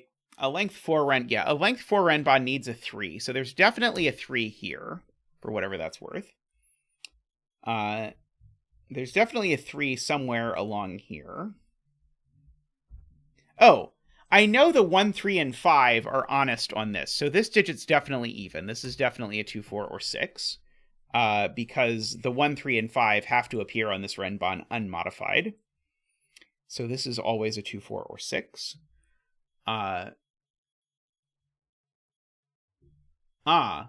And so this digit and that digit doubled are the two even digits for this Renban. So this can't be a 2. That would be too many even digits. Oh, no, these two could be the same digit. Never mind. This digit could be the digit that doubles to that. Never mind.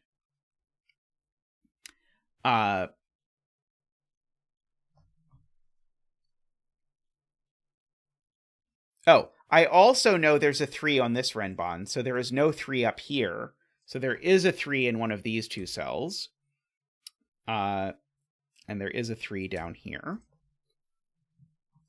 So that gives me a Jovi wing on 3s, which pushes a 3 here. Into one of those two cells.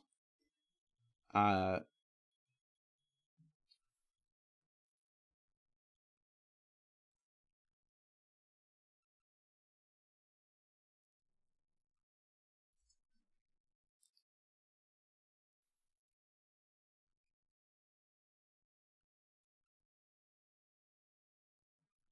am confused by people's comments about this cell.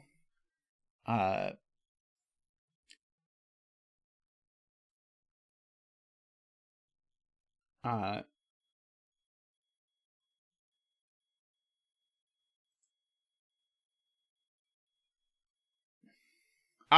3 is not doubled for the 6 cell Renban. That's correct. So there's an on. Okay, so there we go. Okay. So the 3, if I wanted to double a 3 on this Renban, I would need both a doubled 3 and an undoubled 3. But I can only put one 3, so that 3 is undoubled. And that means the 6 that is on this Renban is an honest 6, which means this is not a 6. That is the point that chat is making. So this is a 2 or a 4. And so the digit that is doubled on this Renban is a 1 or a 2. And it's dictated by what this is. So this digit is the double of the doubler on this line.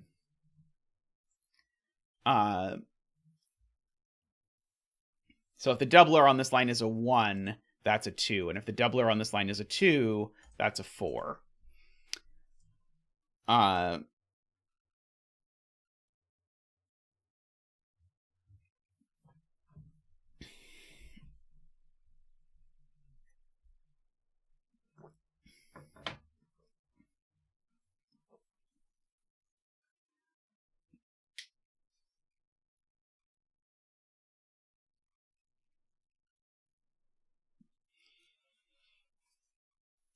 I don't quite follow that, Chester, but you may well be correct.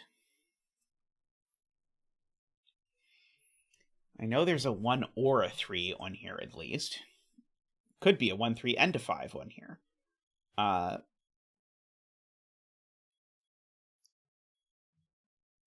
haven't sort of figured out what's going on over here yet.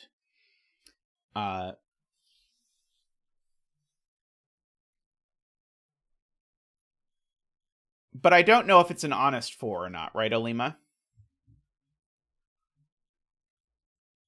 I think it could be a dishonest 4.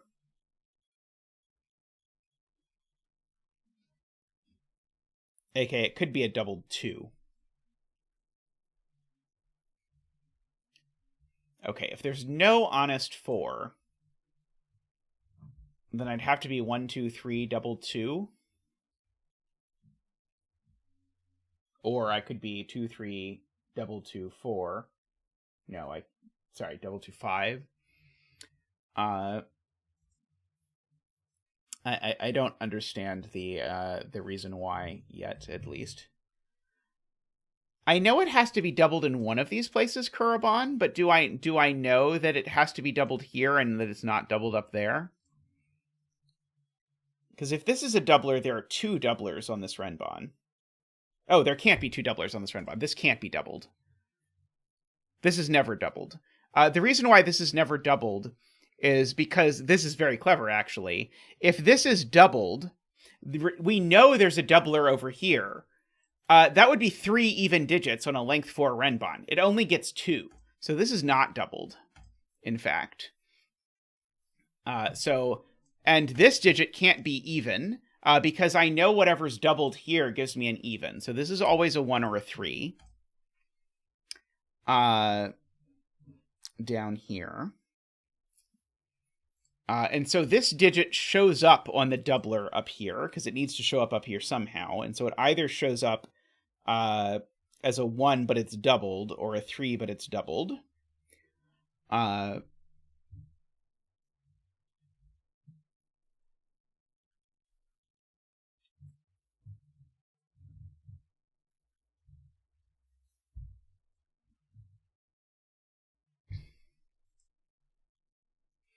So we've got the 1 or the 3 doubler.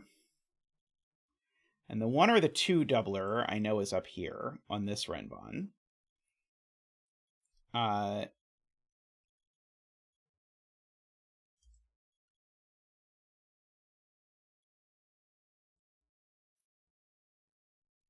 So now this does have to have a real 4 on it. Because this digit being odd, I think Alima saw this a different way, but this needs to have a 4 on it because it needs to have something of a value of a 4, but the doubled cell has a value of 2 or 6. So there needs to be a real 4 up here, which means there's a real 4 down here. Like that.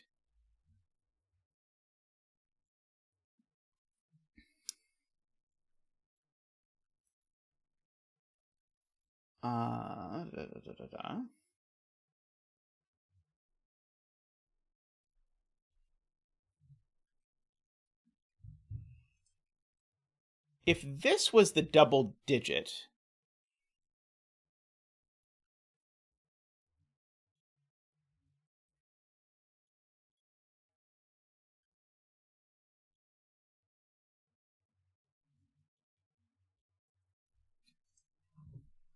let's see. Okay, so Jay is looking at, okay, could this really be a 2 if I've got a real 4? So then my even digits... right. I've got a real 4. if I use a real 2 as well, that's 2 evens, plus the doubler, that's 3 evens. That's too many evens. So in fact, this has to be the 4, because the real 4 is one of my evens. The double digit is the other. So yes, okay, I agree. This is a 4. So the double digit on this line now needs to be a 2. Because if I don't double a 2 on this line has no 4, which is a problem. Which means that one of these digits is a 2. Kind of hate to pencil mark that across boxes, but I'm going to. And so then that means that I need a real 2 over here, because the 2 in this column is doubled, so the 2 over here is real. So one of these two cells is a 2, by Sudoku, of all things.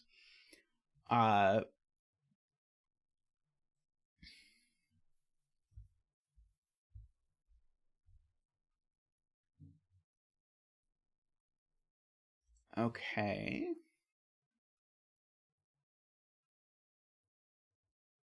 So yeah, so I've got a 1 or a 3 that's here and it's doubled. I've got a 2 doubled over here. The other thing I need to double is also a 1 or a 3.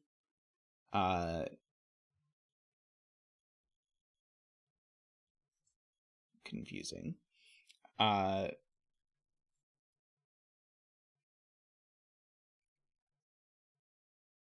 Okay, so this digit doesn't have that many options. Same for this digit, actually. So these are not from 2, 3, or 4. So these are from 1, 5, or 6 only.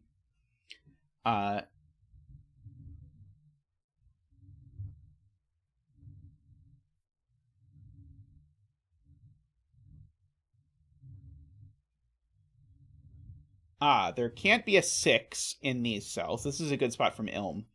I can't put a 6 here no matter what, because again, that would be another even digit. So the 6 actually is over here.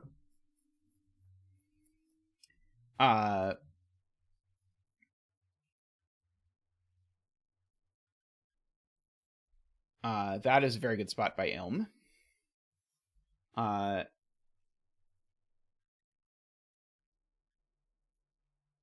Yes, this 4 is just pushed here, and it's a real 4. Agree with that assessment.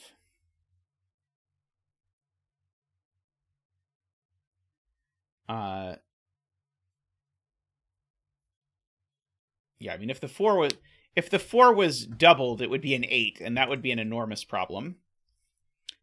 I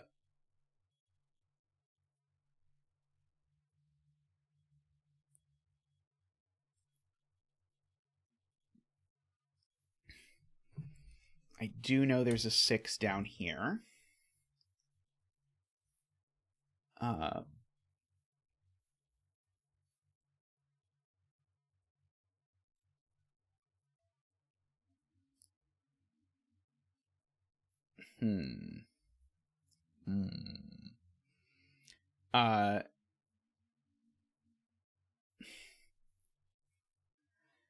I mean, I'm never going to complain about doing things the fancy way.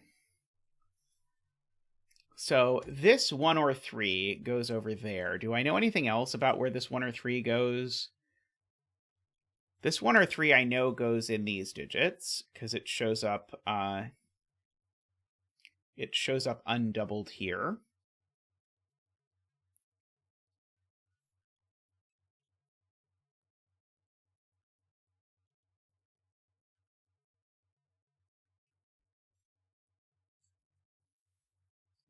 Okay, so I'm trying to count like evens and odds, which seems to be the theme of the puzzle.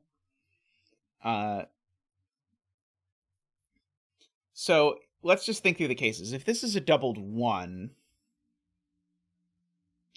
then this is these are a 1 and a 3. That's one option. If this is a doubled 3, then these are a 3 and a 5. So I guess I can write in my options here. These are either 3, 5, or 1, 3. Yes. So yeah, so these are just from 1, 3, 5.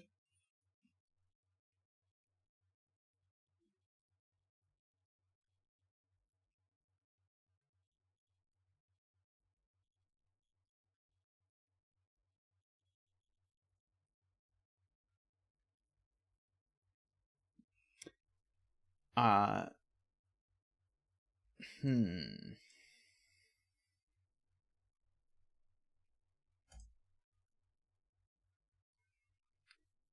Can I ask where this digit goes in row 6? I think this digit in row 6 has to be one of two things. It either is the 2, in which case it's doubled in row 6. Otherwise, in row 6, this is the 1, 3, or 5. But I know it's not the 3. So this is, I think, only 2, 3, or 5. Sorry, 1, 2, 3, or 5. But I know it's not the 3. I think it's only 1, 2, or 5. There we go. 1, 2, or 5. I do mean row 5. I don't know what row I said.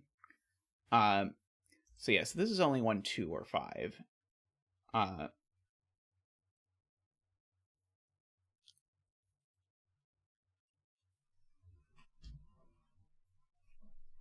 So this is only doubled if it's a 2. So if this were, say, a 5 or a 1, this would be not doubled. Does that do anything interesting to this Renbon? So if this is a 5, these have to be a 5, 6 pair, and this is a 1, 2, 3, 4. If this is a 1, then this is a 1, 6 pair, and these are that. So if this is a 1, that has to be a 6. If this is a 5, that has to be a 6. Oh, wait, no, sorry. The thing I was saying was wrong. The thing I was saying was assuming if this wasn't a doubler, there wasn't a doubler on here, but I was backwards.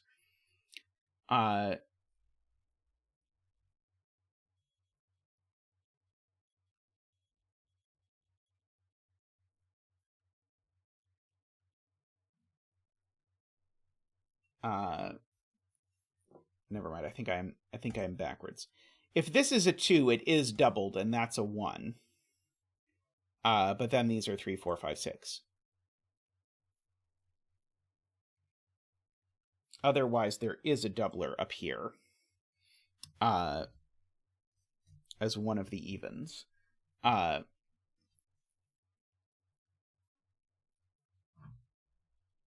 it would be the 1 or the 3. Would be the only doublers that can be up here. Wait, the 3 up here can't be doubled. Yeah, double 3 won't work, because then I would need a regular 3 as well, and I can't get it. So if there is a doubler in these cells, it's a 1. Because it has to be a 1, 2, or a 3, and I know the 2 is doubled here, and we just said it can't be a 3. So if there is a doubler in these cells, it's a doubled 1. In which case I can't put a 2 on here, in which case I have to put a 2 here, and that doesn't work, because the 2 would have to be doubled. So that doesn't work. Yep, okay. That's it. So we've just argued that if there's a doubled digit on this line, it's a doubled 1. But if there's a doubled 1 on here, then I can't put a 2 anywhere on this line, and I have to put the 2 here, except the 2 would also be doubled. That doesn't work. So I can't put a doubler anywhere on this line, therefore this is the doubled 2.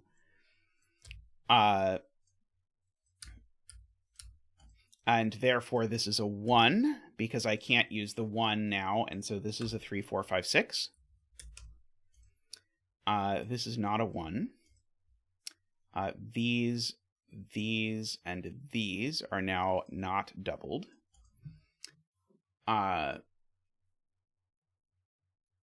So these are from 3, 5, 6. Oh, except the 6 I know... I already have a 6 on this line, so the 6 is actually here. On the 6, because the 6 can't repeat on the 6-cell Renbon. And now where does the 1 go on the big long line? It goes over here, joining its friends, the 1 and the 2, which is going to do a lot, because it's going to make this a 3, for example. it's going to make these a 3-5 pair. To finish that off, these are not going to be 1. It is the 3 that's doubled over here. So the thing I have yet to double is a 1. The thing I have yet to double that could go on a Renbon is a 1. So there's not a doubler here, because I've doubled the 2, I've doubled the 3. So the other doubler in this box is here, because it's got to be a 4, 5, or 6 now. That has been doubled. So this is a doubler, apparently. So these are gray. And this can only be a 4 or a 5.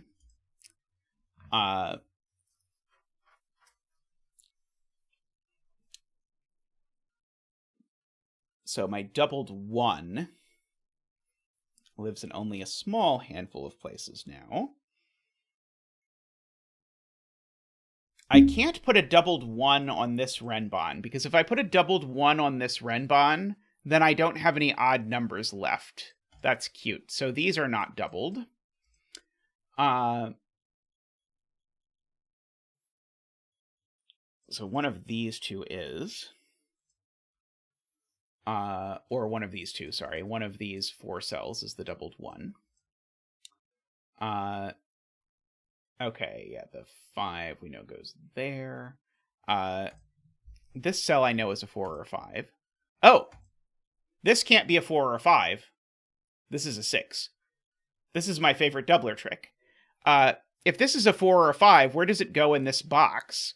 And the answer is if this is a 4 or a 5 in this box, it goes there, which doesn't work. So this is a 6. So that's not a 6. That is one of my favorite doubler tricks that I think I've never quite been able to work into a puzzle despite my best efforts. So that's the doubled 6.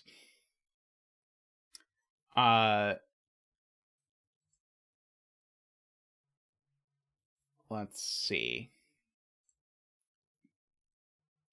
I need some amount of odds to actually make it on this. Oh yeah, I know there's a... So my argument that these were gray actually was an argument that one of these is a 1, but I didn't actually pencil mark that one of them was a 1. So one of them is a 1, and if one of them is a 1, what's the other one? The other one is a 2. I really argued that without actually like getting the most out of it, as usual on this channel. So these are a 4 and a 6. And so what one is doubled? The one that's doubled is a 4, because we've already doubled the 6. And so this is a 5 and a 4. Excellent spot. So here we're doubling the 4. Here we're doubling the 3. And so here we're doubling the 1, right? The 1 is the only thing I think we haven't doubled yet. So there we go. Because here I'm doubling a 4, here I'm doubling a 3. So yeah, we're putting a double 1 here. If I doubled a 1 here, this would need to be a 1 or a 3, which could be.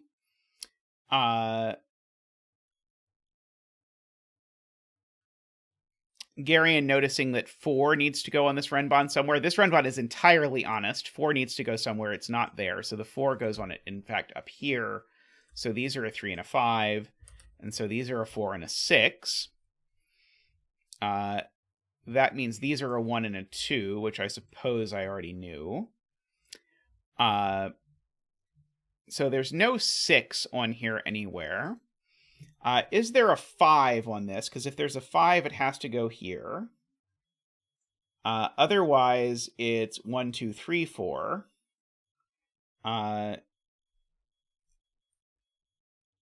Which is maybe okay. Okay, what are these digits?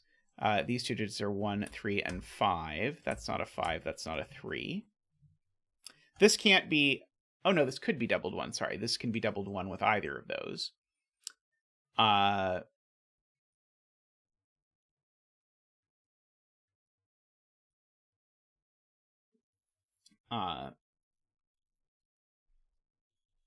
This box 4-1 is pointing up. Thank you. So that's a 5. That's not a 5. These are a 1-3 pair.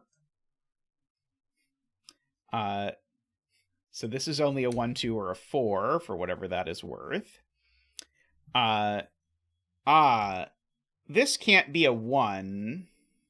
Oh, maybe it could be, sorry. I was about to say something silly about this.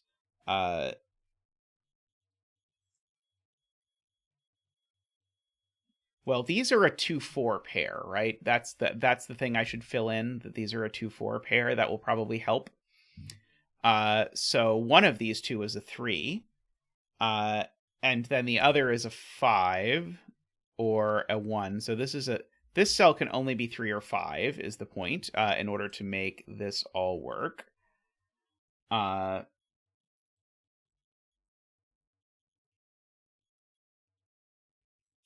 Where is 6 in column 5, asks chat. 6 in column 5 can't go on this round robin because it would need to go with a 5, and it can't. So 6 is there.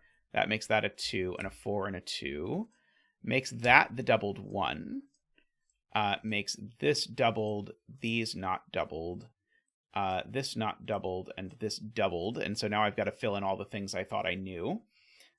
So this was going to be the doubled 4. This is the doubled 3.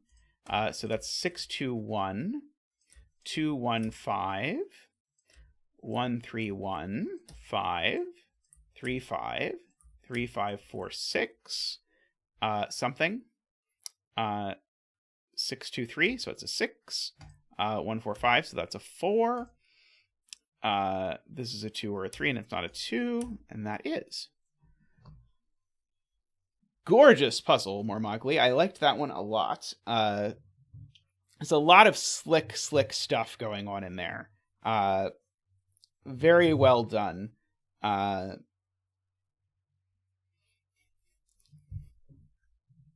am just musing on if I had put this style of Renbon into vignettes. I mean, I guess this part was in vignettes almost. I really liked this length 6 line. I thought that length 6 line pointing at this was a beautiful break-in. And realizing that if I didn't make this the 2 doubler, I was going to have to put 2 doublers in this box was also very cool. Yeah, I'm really impressed with what people are able to put into these 6x6 puzzles. I wonder if 6x6s are the superior format. Because, I mean, the really nice thing about 6x6 puzzles is you put exactly the deductions you want people to make in them, and then they're over. Fortunately, Sven scanning has really cut on the sort of like the back third of 9x9s, but I feel like these have been really impressive. We've gotten some really sweet stuff in the 6x6s. I'm looking forward to doing more of them. But that is going to be it for the stream today. So thank you very much to everyone for stopping by. Please do leave a like to the stream if you have not yet done so. It's always greatly appreciated. You won't ruin the streak of there being exactly 42 likes. If you want to support the channel, please remember you can do that by clicking the join button down below. We've had a couple of people do that lately. Much appreciated. Thank you very much again to Andreas and to our new supporter from today, which was Perla. I remembered. So thank you very much. It does get you the green name. It gets you the Zach emotes. Zach enjoys them. I enjoy them as well. And at various levels, it gets you access to the zetamath exclusive Discord. So if you want to see the zetamath exclusive Discord, there's lots of nonsense going on in there. It's been a little bit more active lately, which I appreciate. The regular Discord, by the way, is completely free. Anyone who wants to can hop in the regular zetamath Discord, where most of the zetamath stuff happens. But if you do want to contribute $10 a month, then you can. And then you can vote on what puzzle I start stream with. So I tried to make the perks for joining be a combination of cool and fun for those people who want to support the channel, but nothing that makes anyone who can't or doesn't want to support the channel feel excluded. If there are other perks you can think of that you'd like, feel free to suggest them. I'm always happy to hear from people. But that is all for me for now. So thank you to all the supporters who make the stream possible. Thank you to all the setters who've been making just wonderful stuff. I mean, I feel very lucky to live in this world where I can like spend 30 minutes on LMD and find 40 hours of puzzles that I really want to do. So very much appreciate that. And thank you to all of our supporters who support at the highest level. David, Michael, Nordy, Franco, Woofer, and new supporter Andreas. So thank you very much. I look forward to seeing you all next time. Bye for now.